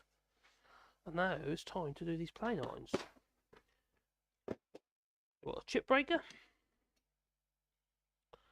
And we've got our plane iron, which is over here. First of all, what I'm going to do is I'm going to clean this plane iron up first, using a diamond on the bench here. Then we'll go over to the carriage system and do that on there. So I need this in the vise.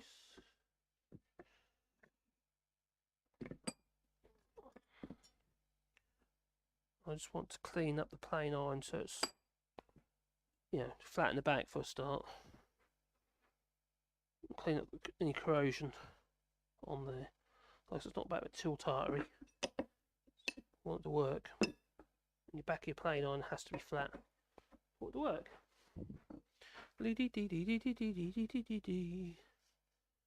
How long I get even? See, when the camera's over the bench like this, the illumination's okay. But as soon as you've got contrast with the dark and light areas in the workshop, the cameras can't cope with it.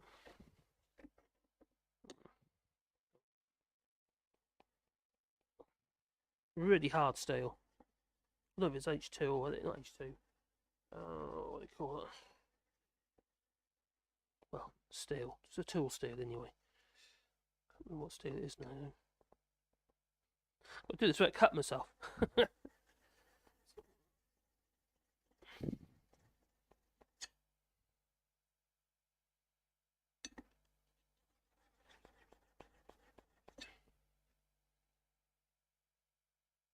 Just try to get rid of that pitting. Then we'll work the edge. I know I keep going on about these plane irons, but they really make a massive difference to a hand plane. They really do. Alright, we'll do it right. All the even fingers.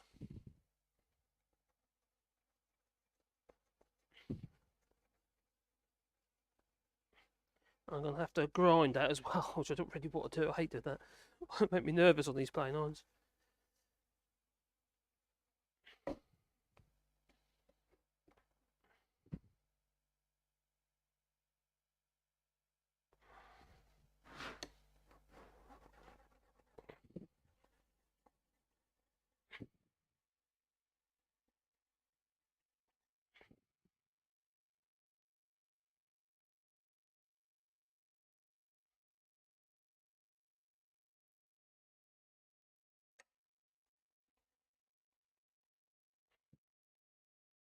Right, the old traditional, these are the same thickness as the old traditional plane irons you'd have in their wooden planes. There's only the later planes, you know, like the old Baileys and that had the thinner plane irons. The original ones, in they're all, you know, quite chunky old things. If you can get old original, worth a lot of money, you know. Even these old ones got hair, they're quite valuable. Not as I'm gonna sell them, obviously, because I use them.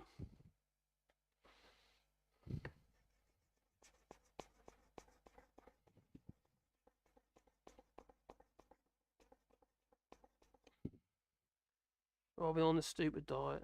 Working though, so it's not that stupid, I suppose. I've lost about 2 or 3 kilos.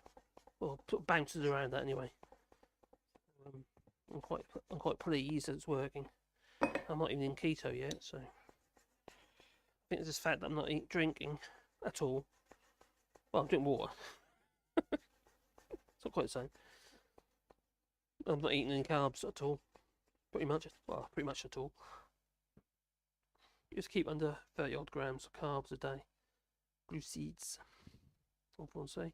But yeah, it's just then you should get into keto. I've done it before. I lost about 20 kilos. I did really well on it before. And I know people say, "Oh, I did keto diet," and you'll put it all back on again. I put it back on again because I wasn't taking care of myself. That's all it is.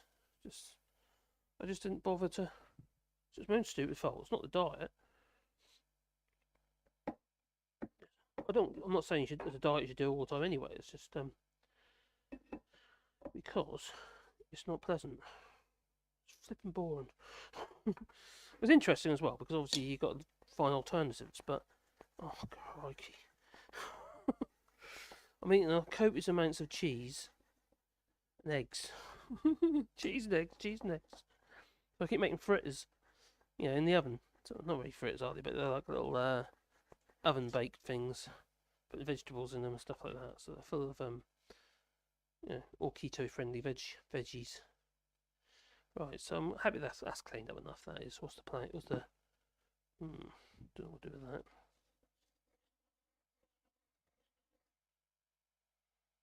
So make sure that's clean.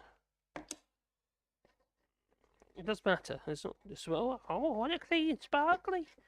No, it does matter. It needs to be clean because all that stuff gets trapped behind the plane iron. All between that and the actual body of the plane itself.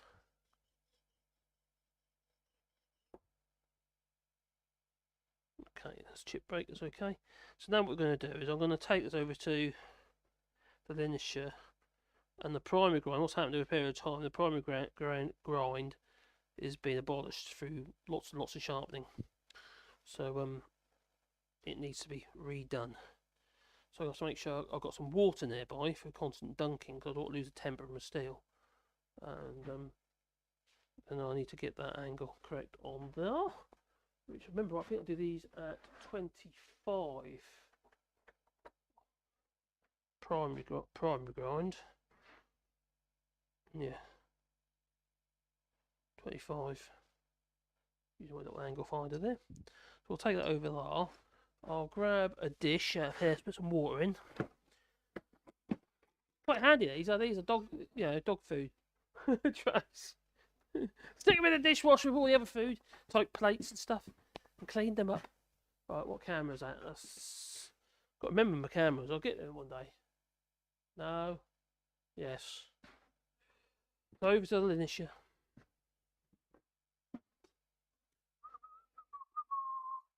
And I'm going to put some water in that little pot so I can dunk my tool. Ooh, Oh, got my coffee over there. In my brand new mug. Thanks to Geraldine, lovely lass.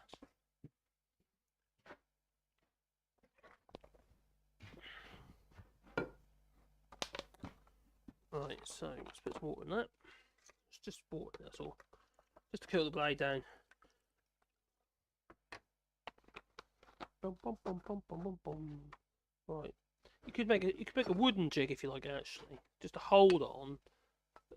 Sacrificial obviously, and just lay it on there and hold it and do it that way. I'm not going to do that. That sounds too easy. So we're not going to do the easy way. We're going to do it the way that probably won't work. No, it does work. That's how I did it last time. Alright, here we go.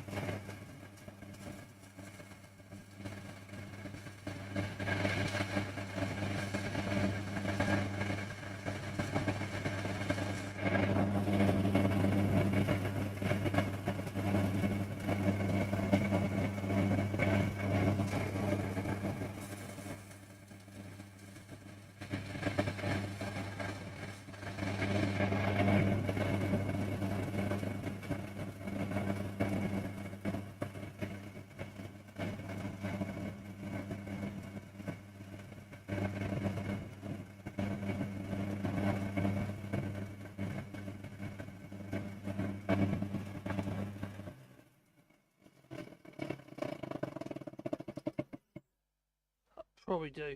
It's not 100% square.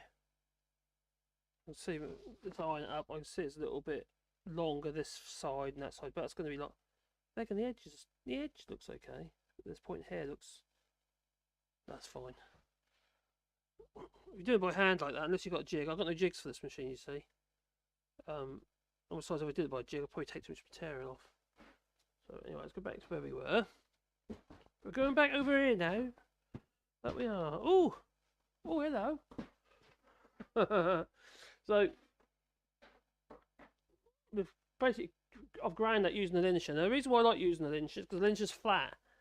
If you do it on something that's round, if you're trying to grind it up on something that's round, you're going to have the concave from the actual wheel itself. Your bench grinder should be like two wheels on a motor and they rotate at high speed, and in fact you'll create a concave and I don't like that shape. No, I like a flatter shape. Kind of. Anyway, no, it works better. So that's what I just do. I find the linsher better for me, and also it's more stable because it's not spinning around. It's literally just rolling the road, and as long as you can hold it there reasonably steady, you can actually do not a bad job, and I think that looks okay. So what we're going to do is we're going to take it over to our setup over there.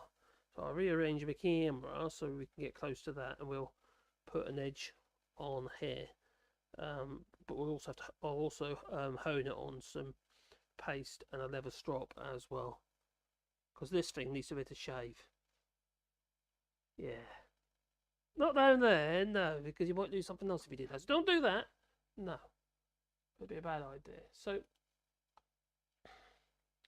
oh, look, Lefty Boater. Hello, Lefty Boater, and Casper Northern. Ahoy! He says ahoy. I'm still here, Gingers. That way. Hope everybody's well. My other hello, Ian. My other channel. Oh yeah, I've spoken to you, haven't I? My other channel should be live again tomorrow. I should be able to upload stuff tomorrow, but I haven't been uploaded for 7 days. So I think actually it's tonight actually, but I'll start tomorrow. And also I'm gonna go live and go through regarding what happened. I was a naughty boy because I said something about Piers Morgan. That was true. Yeah, can't have truth and honesty, can you? No. Hate crime. Yeah, that's what it is. Anyway, what camera shall I use? It might be better with that one. Or no, that one? No. What about that one? Baby, I'll spin it round. You spin me right round, baby, right round. Right, anyway, so we're going to spin you around, right round. Oh, here we go. Don't look at my ball patch. I've got a hat on, don't worry. Oh, you saved you. Saved you, I did. Alright, so we'll come down here, then I'll bring it down. Oh, we're going down, we're going. Oh, what's the interesting view? God, it's a good job I got a cleavage. Sorry. Okay, oh, no, you have to excuse me, I can't help myself. Okay, so that's there. So you can see that one, and then I'll bring the other camera. Either that camera or that camera, probably this camera. If I've got some more cables coming actually. So I'll bring that one over. Yeah, I've had to order some more cables. I'm problems with cameras connecting properly because I'm trying. Basically, what it is, I'm trying to make it do too much.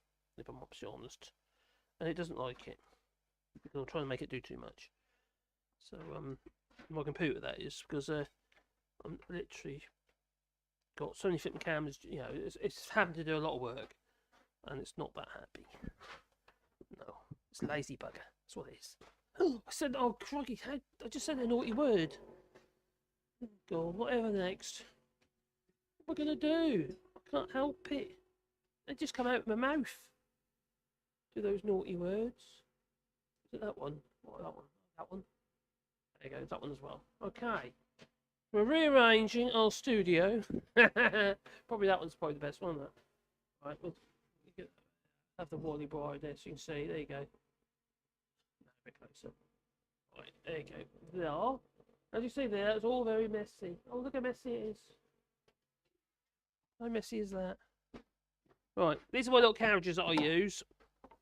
And that one I use when I do my... What's that one's for? The block plane, that one. And that one's for my plane. They should be hanging on the back here. I've got one here that I use for chisels. And my spoke shave. So, right, my little carriage system. It's quite nifty and it works really well. And a friend who died, well, he got a heart attack, I believe. I don't believe he did have a heart attack. Brian Tomlinson, and this was his idea, his design. And he didn't live far from here. The place called Béziers Galant, which is not far from where I live in France. And this was his design for sharpening, and it works really, really well. Let's move this little vice out of the way. Out of the way.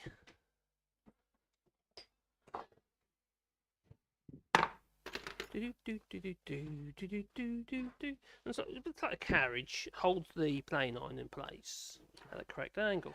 Yes, you could use one of them little metal guide things that you get, you know, that some people seem to use. Attach your plane iron to. I personally, I'm not a fan, but if they're cheap, so I understand if people, you know, one of these things. You basically put your plane iron in there. It's got a little roller on there. Backwards and forwards until you're satisfied that it's sharp. It works, you know. It's not comfortable to use though, I'll be absolutely honest with you. Whereas this, it's not bad at all. So we've got 1, 2, 3. And the third one is actually an a water stone. So we'll need some water. And the other two are oil stones, of course, and there's a fine oil stone. The course is about 600 grit. Isn't that course? That's about 6. It might even be it's quite fine actually. That's the course, but that is probably about 800 grit. And this one's a 2000, and this is about an 8000 grit. And this is a natural stone, as you can see. But if you look, it's sort of held in places with wedges and blobs of muck, so it doesn't wonk about. There's more wedges in there as well. But that was a water stone. So that needs plenty of water. And if I want to flatten my water stone, I use my diamond stones to flatten them. Which they work really well. Just for that. Where's my rag? I've got an old rag over here. There's a rag over there.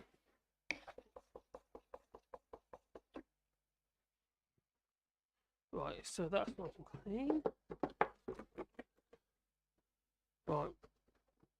Now, how it works is that goes on there like that and go backwards and forwards like that. Very simple. So we need a plain iron, wherever I've put it. Any old plain iron. Any old plain iron. This is when I've lost my plain iron. What have I done with the plain iron? I thought I brought that over here. Oh, it's over there. Oh, dear me. What am I like? Right, so we've got our plain iron. The first predicament is, oh dear, how do I get the right angle? Right, yeah, it's got to sit on there like that, you see. So you've got to obviously get out of the right angle. And what I use for that is a gadget. You might have seen this before. This is my little digital angle finder. So the first thing you do, you need to set your angle, your finder, onto your flat. So you zero it. So first put it on like so. I press it again, and it should zero. Yeah. So whatever angle this is at now, with the angle of whatever is at. So we'll attach that on there like so. At the moment it's at 30. That's way too steep. That's just about right actually, 30. It literally is about right. But I haven't timed up yet, so it won't be right. Because I was hoping these will change. No, it hasn't changed. Right, so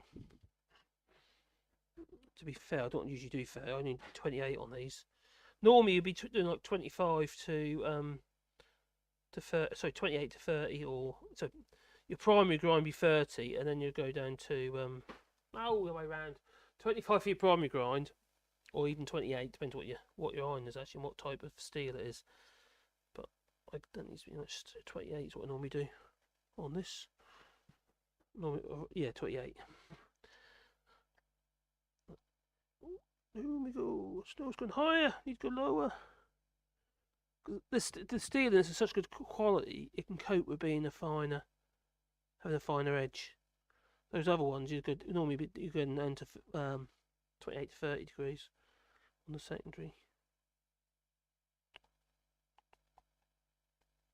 On the micro bevel. Oh, nearly there. There you go. So we'll tighten that, make sure it's straight. 9.5 is probably nearest down. We get 28. Spot on. Tighten up to 28. Cool. That's lucky. Oh, 28.05. That's close enough. Right. So we'll put that to one side. So we don't need that for the moment. And it's an oil stone. So obviously on an oil stone, you're going to want some oil. How's the picture? Look at the picture. It goes. It's shadowy. Oh, that's all right. I'll do. That's fine. And first things first, we're going to need some oil, which I had 2 seconds ago. Do you know what is wrong? Oh, it's over there. No, it's not. It's not the oil. That's water.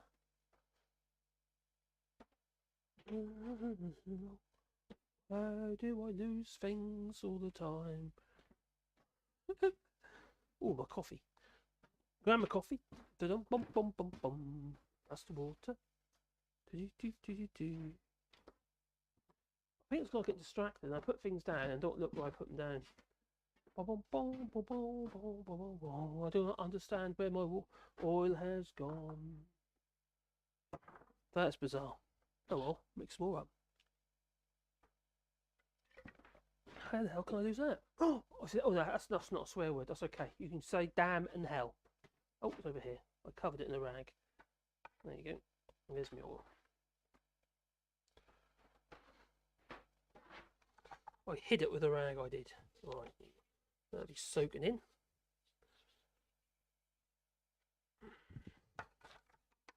Right. So it's pretty obvious, isn't it, what you've got to do? You just basically do that.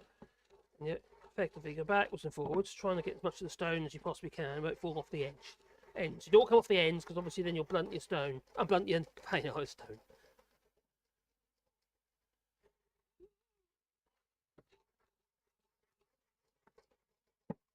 Every so often I take the stone out and spin it round, so I can make sure I got, it's even all the way around.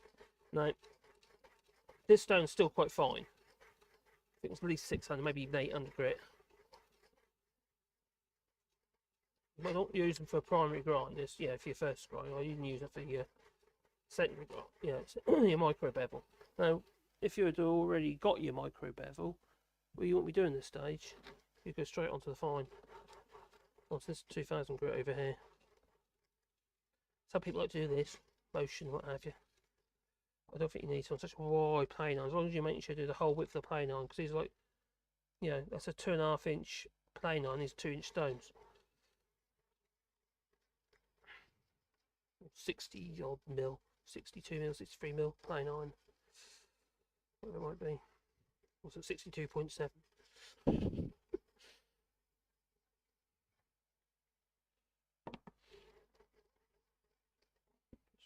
Pull that out there and spin it around.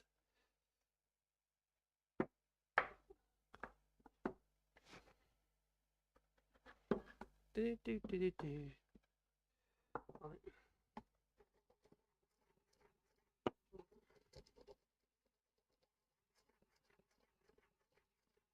You feel that's hard steel, really hard steel. It's a lovely bit of stuff. So I'm just having a look, see where we're heading with this. So it's flattening any potential curve that I put in. Just getting there. Right.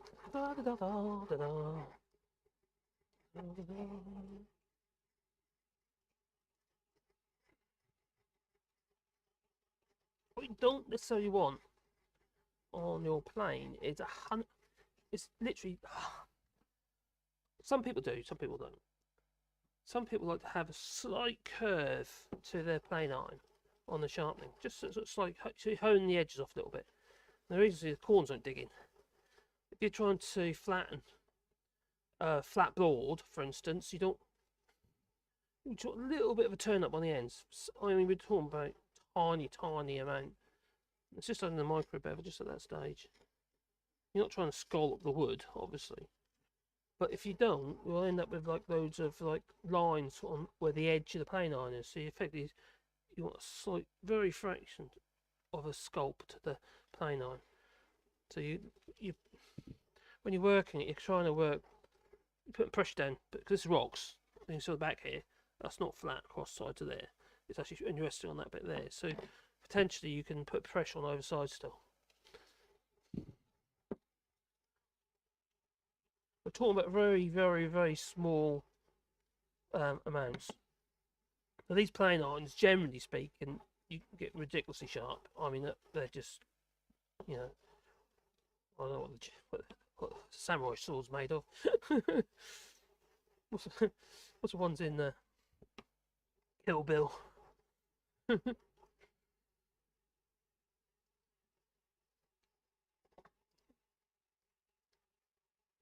Periodically just check it. It's a slow progress this bit because it's such hard steel. Be faster on diamond, a lot faster on diamond. In fact,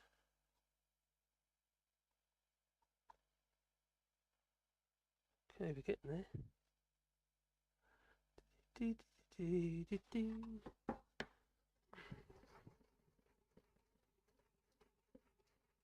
would be quite nice to invest in some diamond stones for there, because that'd be perfect scenario. That would be fast and fine.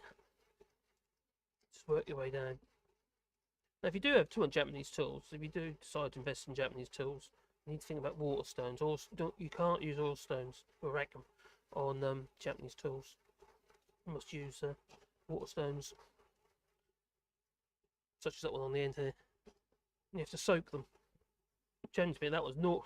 I haven't done for ages, but normally I'd soak it for a while. I know I'm going to do sharpening the following day. Or the day before, I'd stick it in the ice cream container with some water and just let it soak overnight.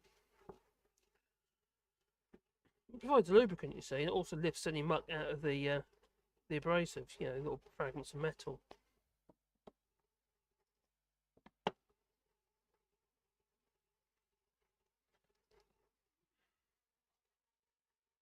Oh, Debbie, it's a labour of love.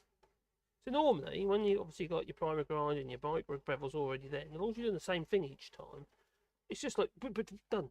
It's really quick, within reason. It's obviously not as quick as doing it by hand, but you're not by hand. You're never going to get it as sharp as you can on here, and you will get a progressive error, and have to keep. You would have to grind it more often if you maintain the edge. So now I can see that micro bevel is forming. I don't understand. It's not true though. I don't understand why it's not true.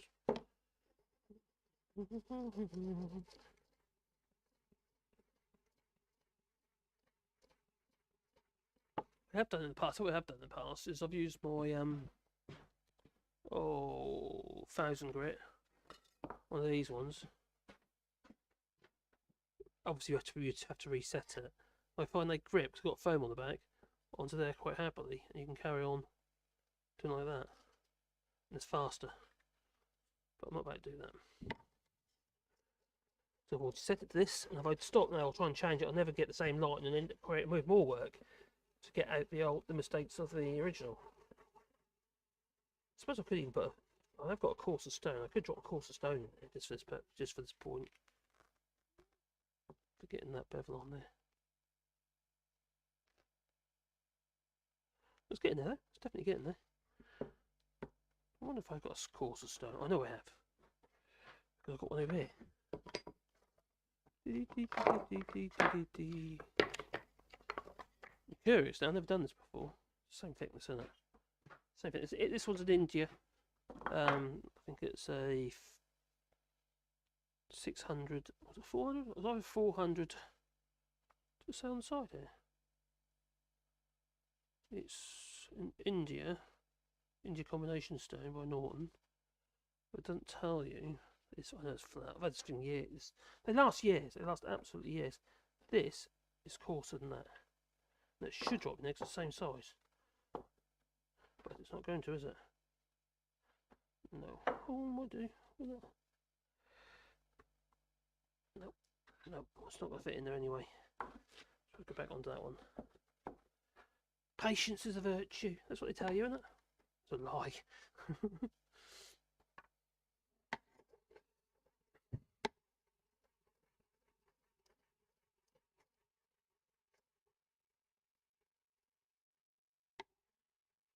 I've been putting loads of t-shirts on various platforms that we're using at the moment, and they're starting to sell, so it's quite interesting. Also, we've managed to finally get it onto Redbubble, which is quite hard to get on their platform, you see.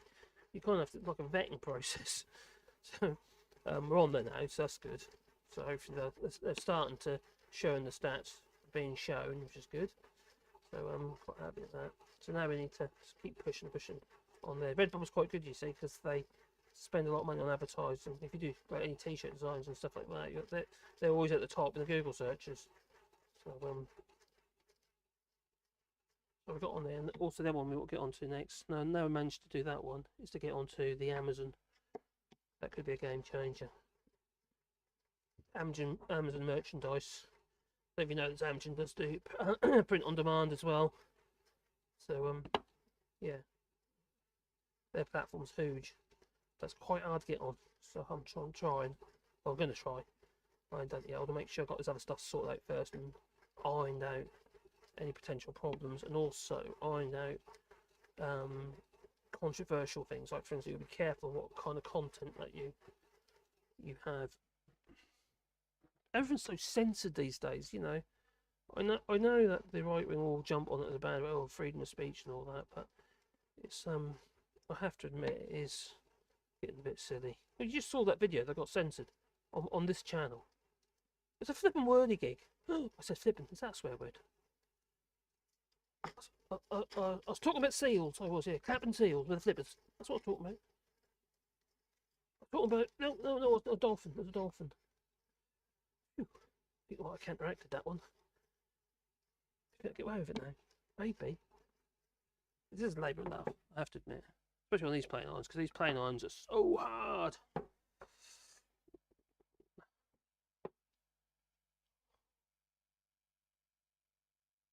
Oh, I don't know why I'm getting scratches in it. I shouldn't be getting scratches in that. What are these scratches? Oh, it's getting there. Definitely getting there now. What I'm looking for is that the secondary bevel is right to the edge. And then once I've got that far with this stone, I'll then work onto that one. So I'm just want to make sure that my secondary grind, the second angle on this plane iron, is getting close to the edge. And what I can do is just check those. There are tricks you can do. If you can't see it, for instance, you can make life easier with a marker pen. So you literally just get your marker pen and just run it along that edge there. Like so. Obviously let it dry a little bit. Doesn't take long.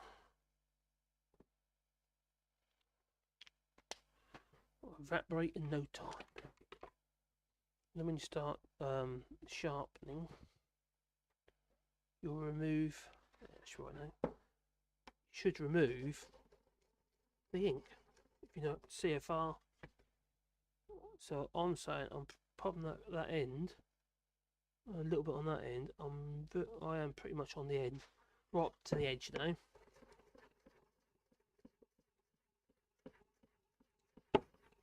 Getting very close. So I'm going to go down a grit in a second.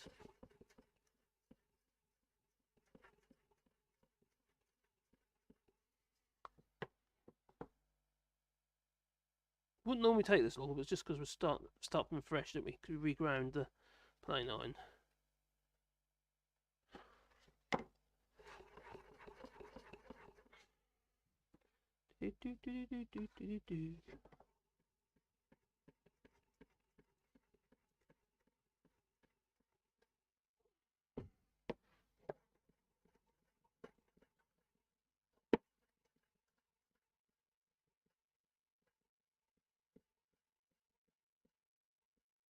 Good sign when you see the grey.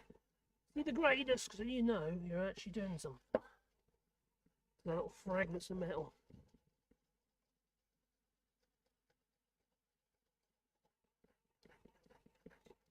Find that your stones ever get to a point of getting a bit curvy. Get yourself a it looks like a bit like a diamond stone, but with grooves in it, and it's a lot thicker. You can flatten all your stones on those. Brilliant. I haven't got one, unfortunately. About 100 quid. Should really invest in one, really, I suppose. It would make a difference. I'm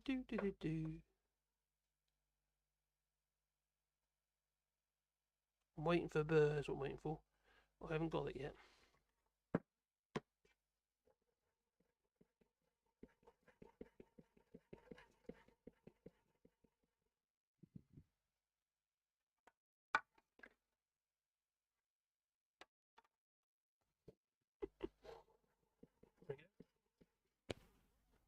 Oh, my little light is still on, that's good. So the microphone's still working.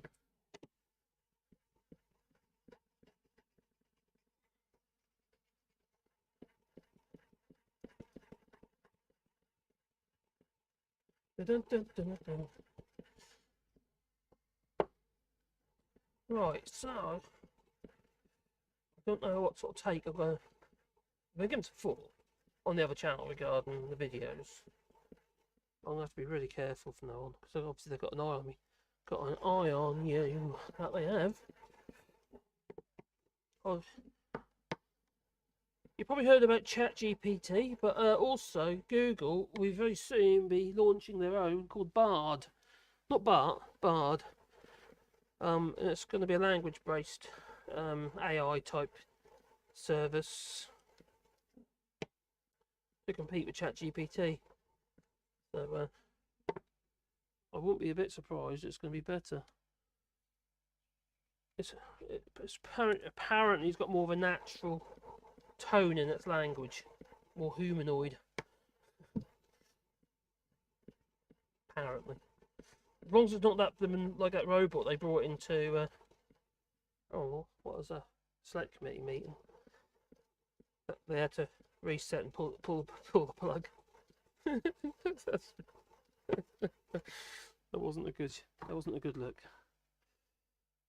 Oh, looking good. Right. Yeah, starting to feel the burn now. That's a good sign. That basically means I'm off the edge of the actual plane iron. Not there yet though. Not there yet. Oh, it takes forever.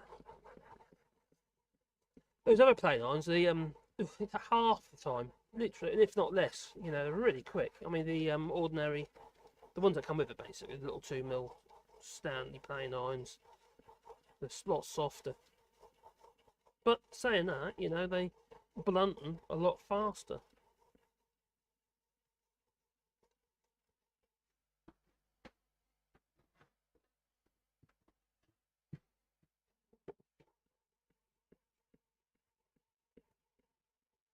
I think the things I've said on the other channel, like for instance about keel hauling people and stuff like that, stick with the stocks. I can't say stuff like that anymore. It's all gone a bit far, isn't it? I think so. Oh, getting very close now. Very good.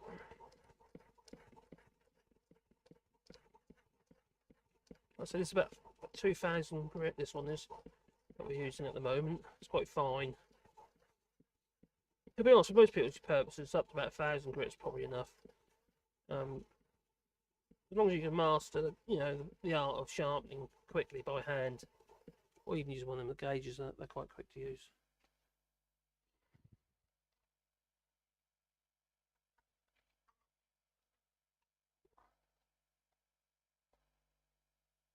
Okay. Put the back of that chisel. I didn't. You know what I didn't do? Flatten the back of that chisel properly. Flatten the back of that plane iron. Got chisels on the brain. We're getting there, though, aren't we? Look. We're starting. They're nearly all there, sharpened up. Back there we go.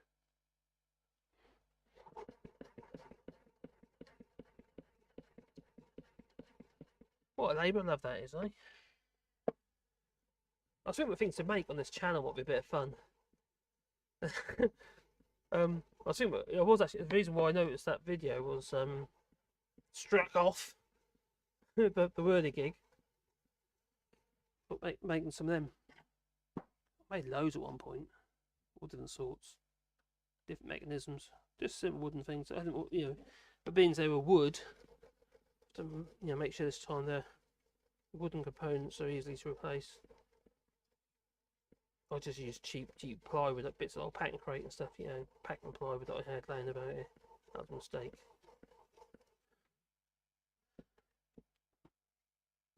The main thing is make sure you got your a way of driving them, so you need like a little windmill, a propeller. Right, yeah, it's getting there. Yes.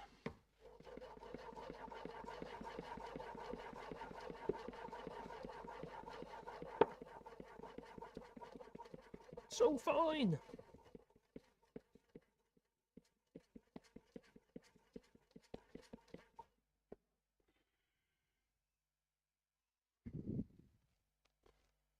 Bum bum bum bum bum. Bum bum bum bum.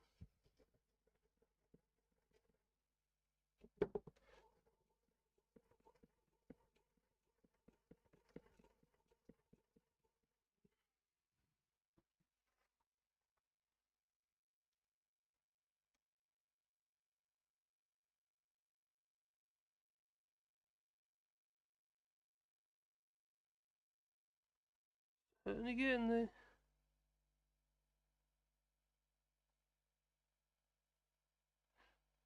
although you do get a wire edge on these, but you don't get the same sort of wire edge, yeah, the burr that you would do on the plane iron. Not as soft. Nowhere near.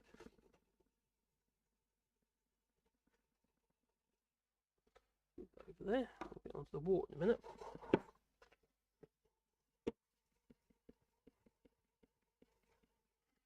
Okay.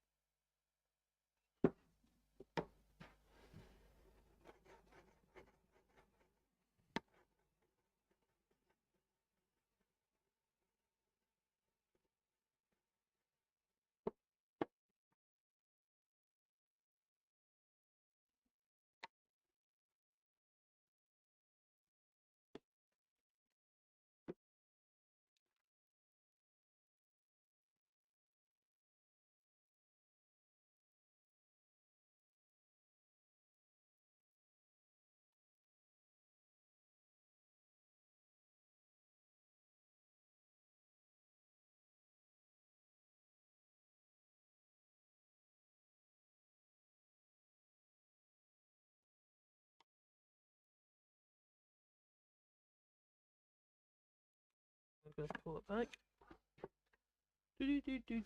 Do what I should have done. I might have to go back into the carriage. I forgot to flatten the back. Well, that looks fairly flat already, but.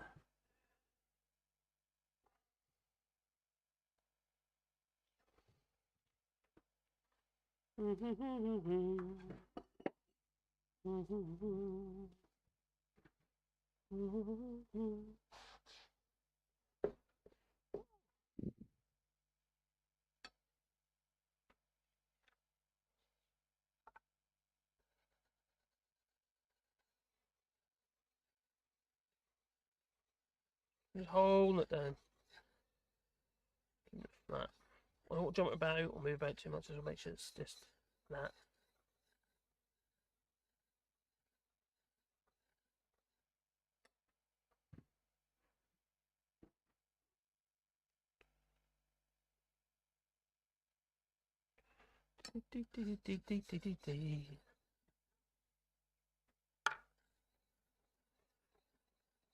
That was forward, holding it flat. That was quite handy because it's stabilising the plane iron. These are all the same height, except that one. That was actually a little bit lower.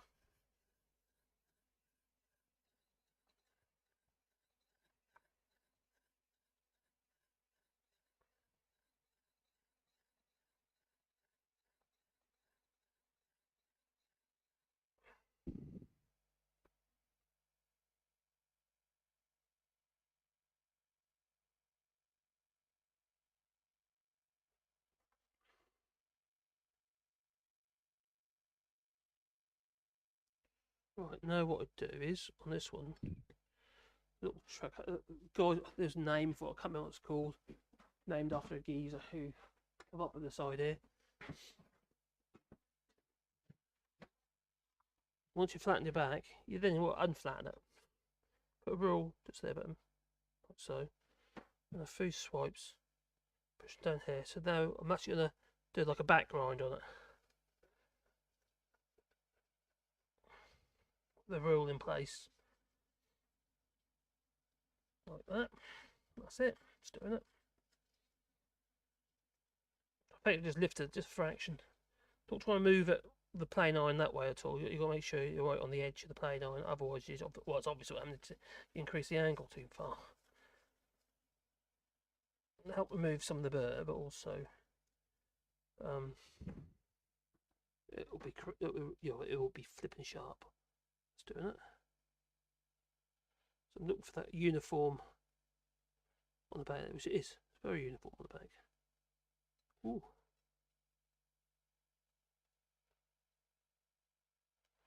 A bit more.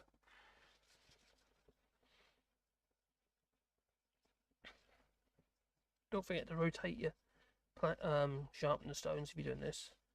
Obviously, I've got like, it's 3 stones on here, so it's not cheap to set up.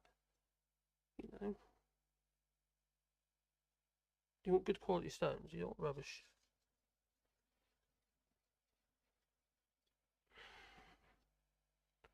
Okay. Right, I'll have to do the shaving test. I ain't ready for the shave test yet, but let's have a quick peek. It's not ready for that yet. It's doing that. Shaving, but it's not as sharp as it should be. Because I ain't got rid of the burr yet. And how we get rid of the burr is we strop it. Now there's various ways to strop. That one you've probably seen me do before, where I do that in my hand. Well, what we're going to use today is we're going to use that bit of old leather there. So I hope it's still streaming. I better double check. See when you work on your own, isn't it? It's just is it live? Is it live still? I think it is.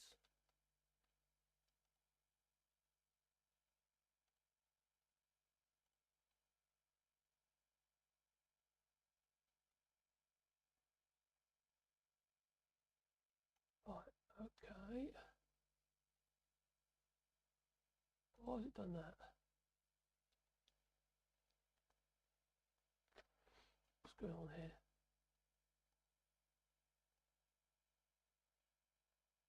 Right, are we still live? My computer's on silly buggers over there. Right, let's just oh, we're back. Here we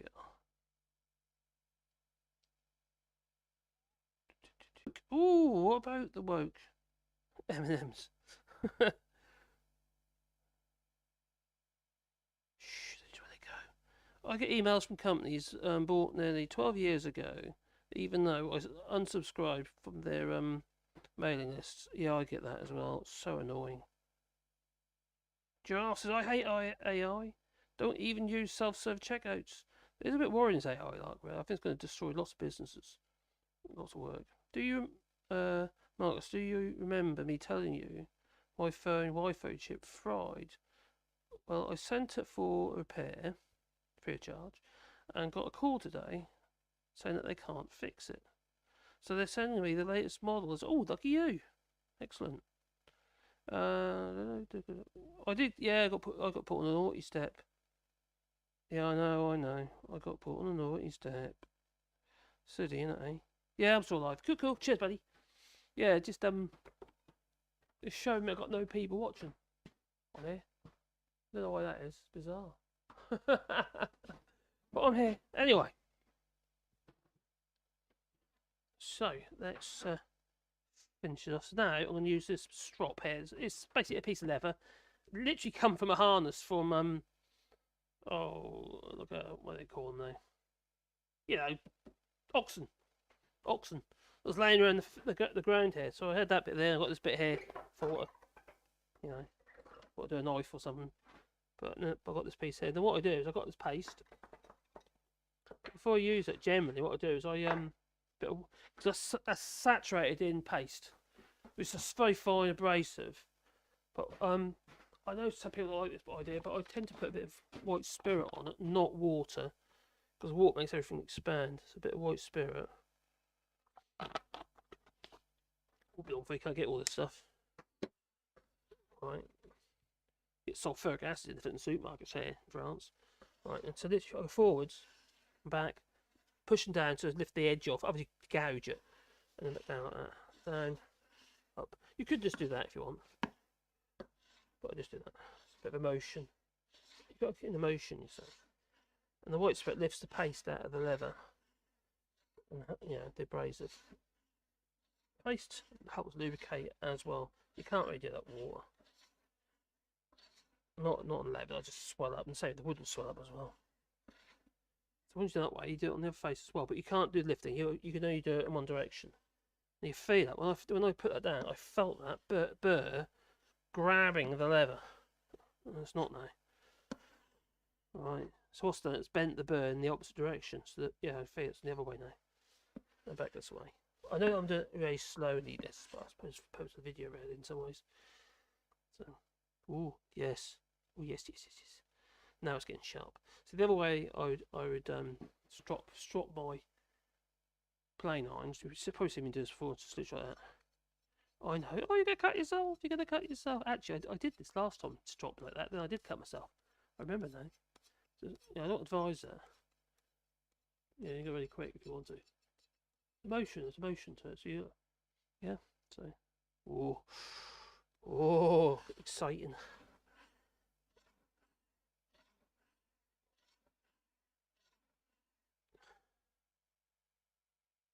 Right, so that's probably sharp enough to be honest. So what, these ball patches about my hands? It's because obviously I keep testing my plane irons for being sharp. Yeah, that is sharp. You can see that. Ugh, it's hairy. Oh, got a ball patch. Oh, this is just a bit. So, right, and if you've got a good way of telling if you've got any notches in. Once you've got to that stage, if you get a bit of paper, such as that, you should be able to slice the paper. If it grabs, sorry about that. If it grabs, it means that it's got a notch in your blade, your plane iron. So there's hair everywhere. Ugh. Got to hold it first. I got to hold that. Right. See, that is pretty sharp, isn't it? So as long as it don't grab, if you do it along the whole width of the blade, you feel it. If it don't grab, yeah, that is pretty sharp.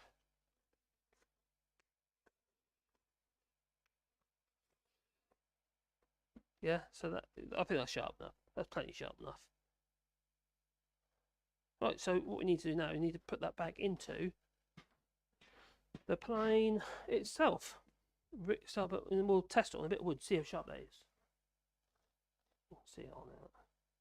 So basically, we've done a primary grind. So we sort of tidied up the back of the angle on the plane iron there. Then did the micro bevel, which basically provides the edge. So, over the bench we go. So first of all, we've got to install the the blade or the plane iron back onto the chip breaker, like so. You see how I did that? You know, sort of on, over, spin it round, and then you can bring it back to the edge of the blade. You can go right to the edge, just back from the edge by about 1.5 mil. It should be enough. And then use your screwdriver. That one's too small. Bigger screwdriver. Some people use chip breaker. The lever cap. The where is it? There it is. The lever cap. Wobbly camera now. I hit it with my head. Stop. Some people use that. I don't recommend it. I've seen the corners fall out of these things, so I don't recommend it. These ones are quite good, but the modern ones are a bit rubbishy. So use a big screwdriver. Don't try and make it ridiculously tight. We're just trying to grip it. And what the chip breaker does, it actually helps the plane. It breaks the chip, but it doesn't see like break it off and it falls off. The idea is behind the chip breaker, it creates a fracture in the shaving as it's peeled off. Otherwise, the shaving will try to carry on going straight. But with the chip breaker in place, you're creating a curl so that it can leave the plane, which I'll show you in a minute. That's nice and sharp. This is why we've got to be careful when you reinsert your assembly back into the body. You don't want to damage your plane edge. Now, it's providing you put that back edge down first, like so, and then push it forwards. You're not going to touch anything that you shouldn't. So you can rest it in there nicely, like so. I know I've got the plane upright, but that is, on rubber mat. I didn't clean my chip breaker up. My lever cap, did I? Dear me, failed. I failed. Build up a grime in there.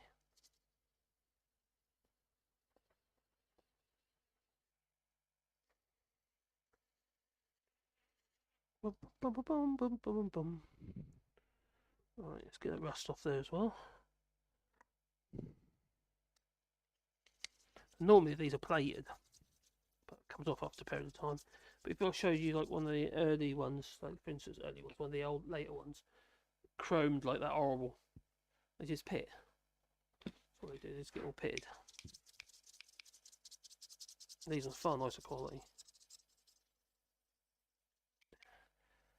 thing. People seem to these days. Lots of people, not everybody.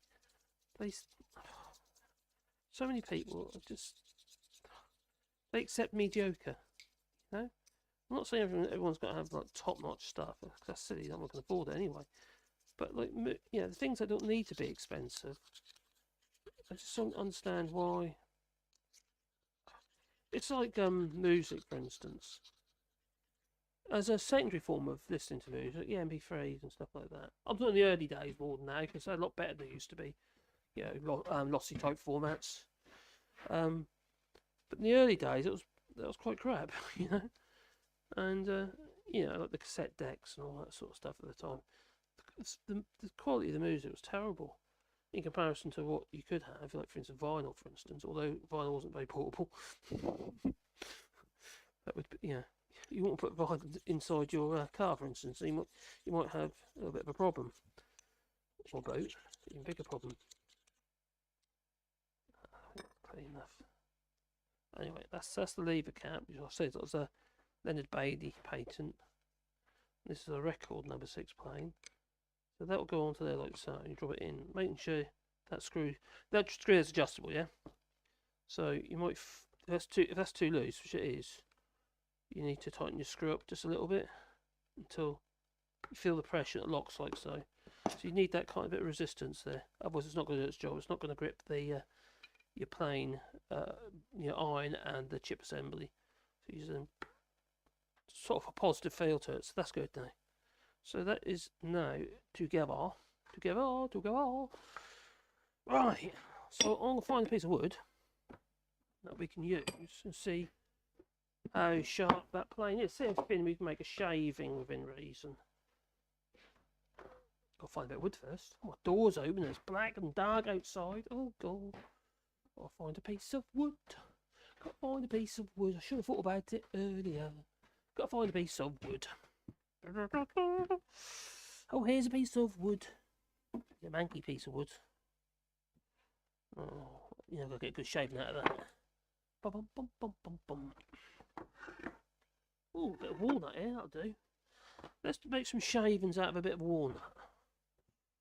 Bum, bum, bum, bum, bum, bum. Here is a piece of walnut. What way's the grain going? It's hard to tell. Very hard to tell. Something like that. We'll put that in the box, bit of a hole.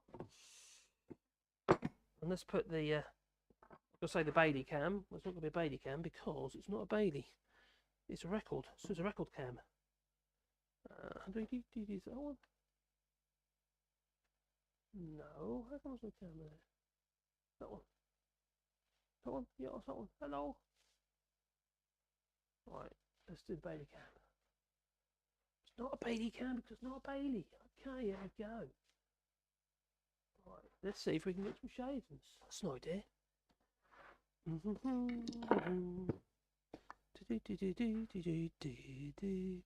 have to wax it later as well, won't I? Need to put some wax on it. Right, so first of all I need to adjust the actual plane iron. So it's actually into the right place at the moment. Oh no, it didn't cut me. Good. I mean, you see there, but you see that shiny there, and there's that dark area. That's where there's voids, where there's low spots. But I'm not going to start going crazy on this plane. Right, hopefully that is in the right place.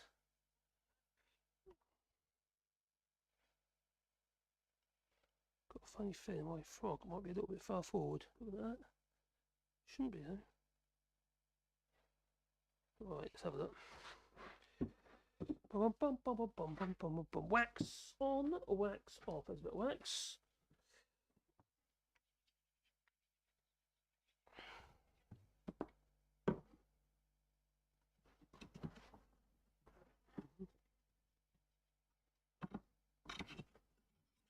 La da da da da. Obviously, this piece of wood's not flat, so it's it looks like it's been chewed at. It will be.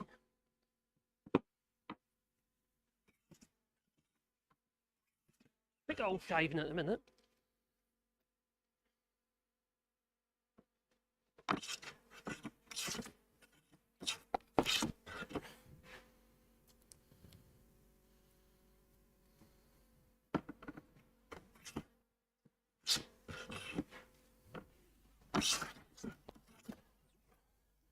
You spin it around the other way. And I'm going against the grain. I think I am. I am over there. Maybe not over here though.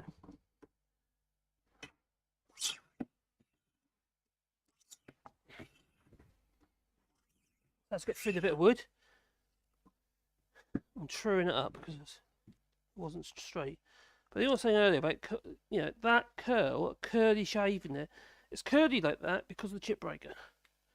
Chip breaker's like stressing the fibres in the back of the, as it's coming out of the plane, it's stressing the fibres and creating these little curls. But the stress is on one side, so it's forcing it basically. It's creating a curl. Yeah. God, it's so smooth. Oh, walnut's a lovely bit of wood.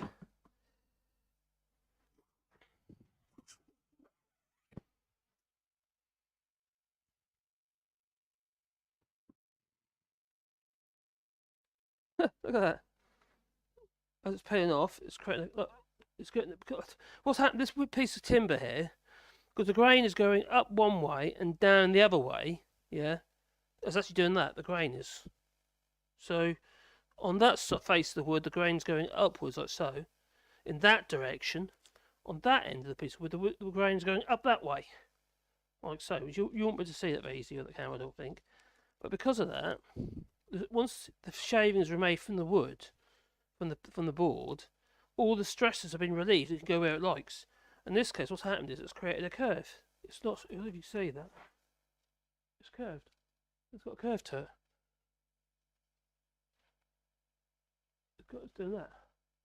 A banana. Yeah. Yeah. It's like. It's not like a British banana. That's bananas. Oh dear. Let's try again. Let's do it slightly thinner shaving.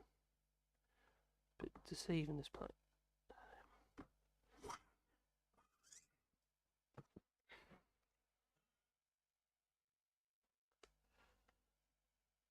Doing the same again. Look, it's got a curve in it. It jumped that time. Jumped back there. So I don't know if I get a clean shave in this time.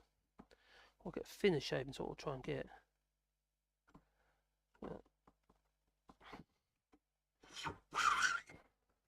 Oh, that one skipped.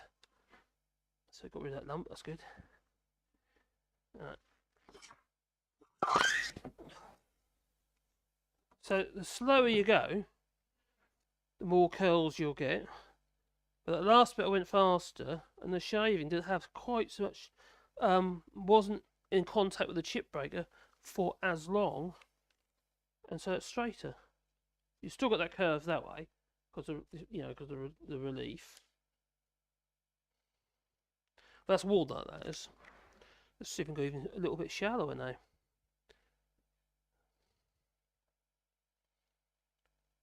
Get a thinner shaving. Oh, that one's definitely thinner. Didn't try and do the same thing, but now we're getting so thin, as you can see, that this one hit. I don't think that plane on's 100% true at the moment. Just need to adjust it. But you see how thin it on that side. It's like lace. It's like a snake skin that's been shedded. It's showing the fibres, like the ends of the grain, because that's what those little, little lines are. Let's try it again. But try and get a full strike this time. Full strike, full shaving. Is it possible? Well, I did, but the plain iron as a full shaving. That's cool. That was lovely. And then what's happened is that plain iron's not true. I need to adjust it. What I mean is it's sticking out further one side than the other. Shouldn't be. So I need to. Oh, wrong way. Go the other way.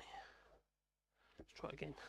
Because obviously we want to take the same amount off both sides of your timber. Otherwise, what happens? You effectively bend. Your angle and keep increasing every stroke. Every time you make a pass to a plane, the angle will increase.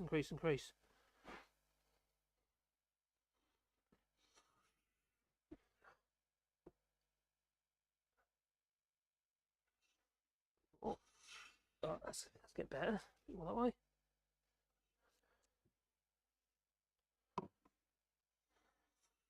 Oh, that's beautiful. That's it. That is literally how delicate as that. Now, if you got a blunt plane or a plane with like a load of notches in the edge, you might not be able to see notches, but they're there. You wouldn't be able to create such a nice shaving as that. You just wouldn't be able to do it. So you do need to spend a little bit of time getting. Yeah, you don't have to do it that way every single time, but every so often you need to correct the errors that you might have created over a period of time. So it's just lovely. It's just something about wood, isn't there? It's like lace. Now I wonder if I go even thinner than that. I doubt it. It's going to get. It's going to become a little bit fragile as the plane travels over the edge of the wood.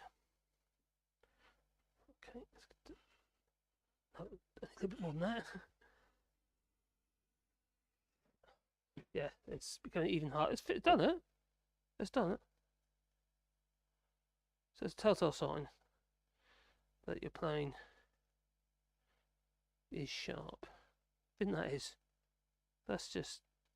Oh, you could even put a micrometer on that. That's wood. Let's draw again.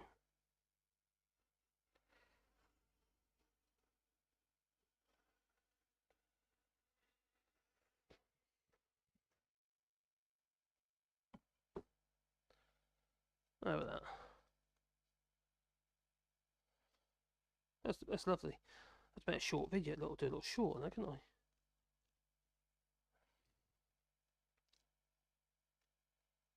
There's nothing to it. You can't go any thinner than that. You go any thinner than that, you just won't be able to hold yourself. But it's so thin and delicate. It's just like I say. It's just like a snake skin. So there you go. Snake skins are us. Put that over there. Anyway, I better go and see this. It's 8 o'clock over here, or 10 past 8. And just, oh, crikey, you're still out there. So you're going to be going. How long have we been streaming for anyway? 2 hours, so that's alright. So there you go. That is. What time was it? 5 o'clock I started, didn't I? That doesn't make sense. I thought we'd start streaming at 5:15. So it says 2 hours 7. Okay. So there, yeah. I think that's lovely. Oh, it's like magic. Yeah. A bit of strength in it still.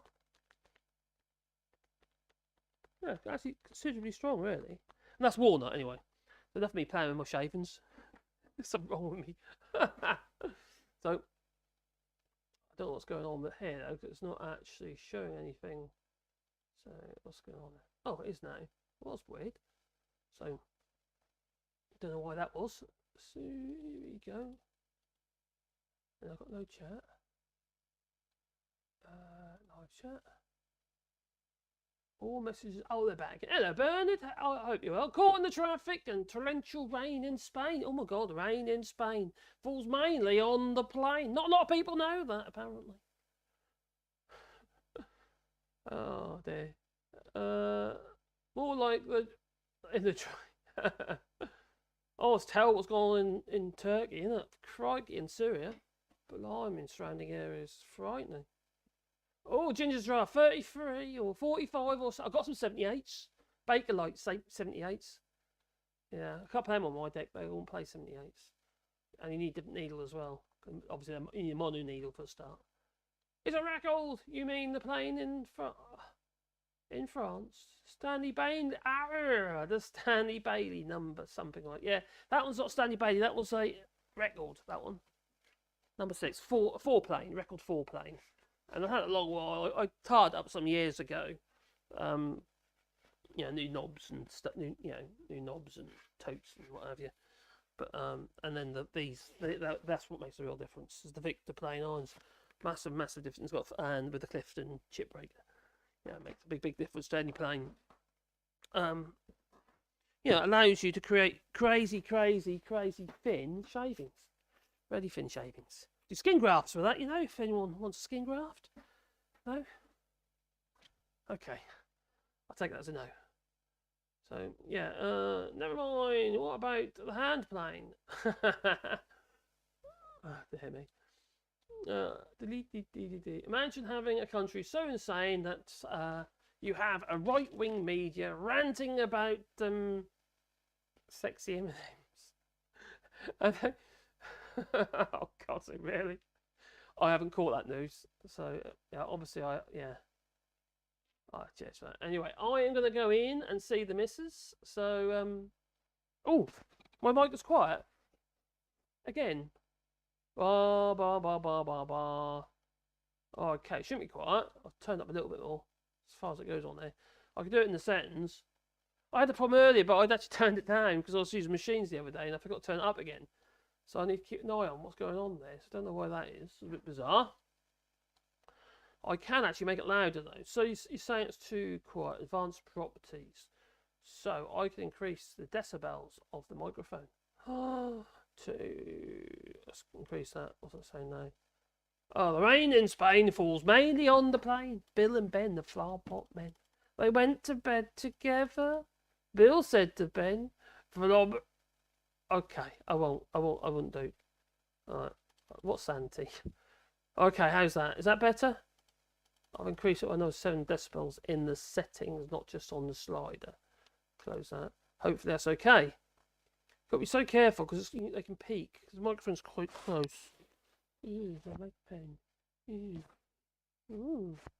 okay. What are you doing over there anyway? Come back over here.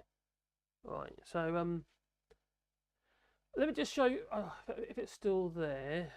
Yeah, it is. That one, no, not that one. Let's go on to that one. I'd sort of show Bernard something. This is the level of insanity I'm having to deal with at the moment. So if I just show you that, this video got striked. Yes, it was censored by YouTube. What do you reckon?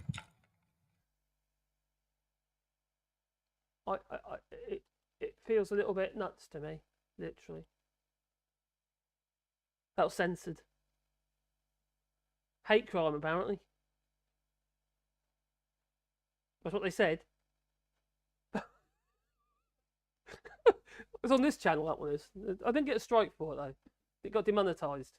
But this is a long one before this. This was actually. I didn't realise it even happened, but obviously it happened a long time ago. It received that. So I think it's before they started going heavy on the strikes.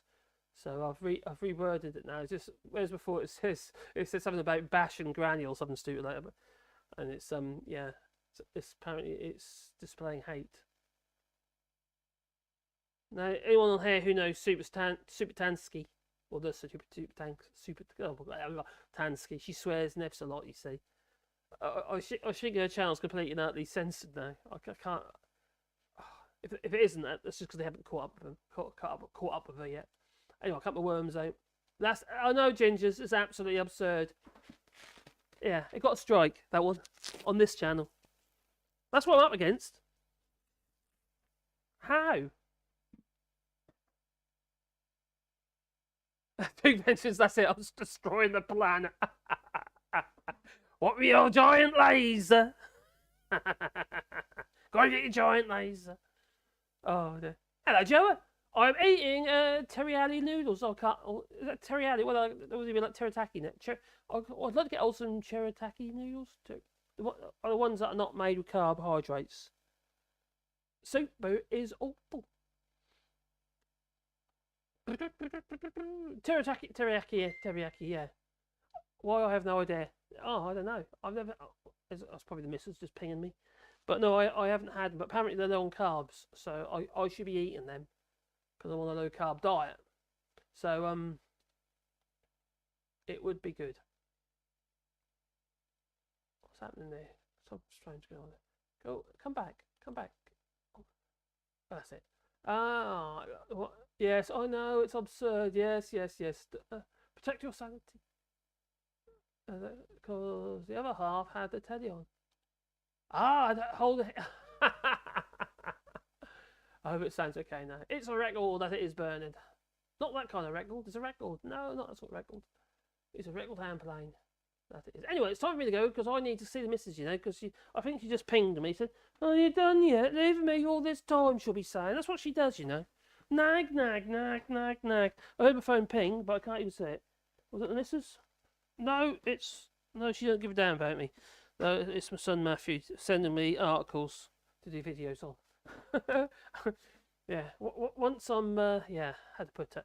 My nephew's idea. He's into Japanese now. I have to admit, I do love sushi. I do love sushi. I love Japanese food and even Chinese food. Oh, sushi. I love sushi. I need to eat more sushi because it's healthier than what I was eating. I keep eating too many carbohydrates, so this is why I got fat. I lost loads and loads of weight a few years ago, and I progressively put it back on again because I just was lazy. I didn't take care of myself. So I'm on a diet now. I've lost 2 or 3 kilos already, which I'm quite happy about. It's probably all water, but I'm not in keto yet, so I don't know. But it's been about a week now, so just over a week. So hopefully I can start losing some weight. I need to. It's affecting my health and my sanity. And the fact that I can't see it anymore. No. Don't use those sort of words. I'll use descriptions. I draw a picture. No, can't do that either. Oh my god. You know what I mean, though. I have to use a mirror to aim. I'm like that, I am. With my mirror. Actually, I've got a mirror over here. Yeah. So I've got... Yeah. There you are at the urinal. Like that. I'm using the mirror to make sure... Yeah, that's about right. But you know what the problem is? Everything's flipping reversed in the mirror. Oh my god. It's terrible, it is. The mess. It's embarrassing. It's bad enough when you pee on your own feet, isn't it? When you're in the pub toilets.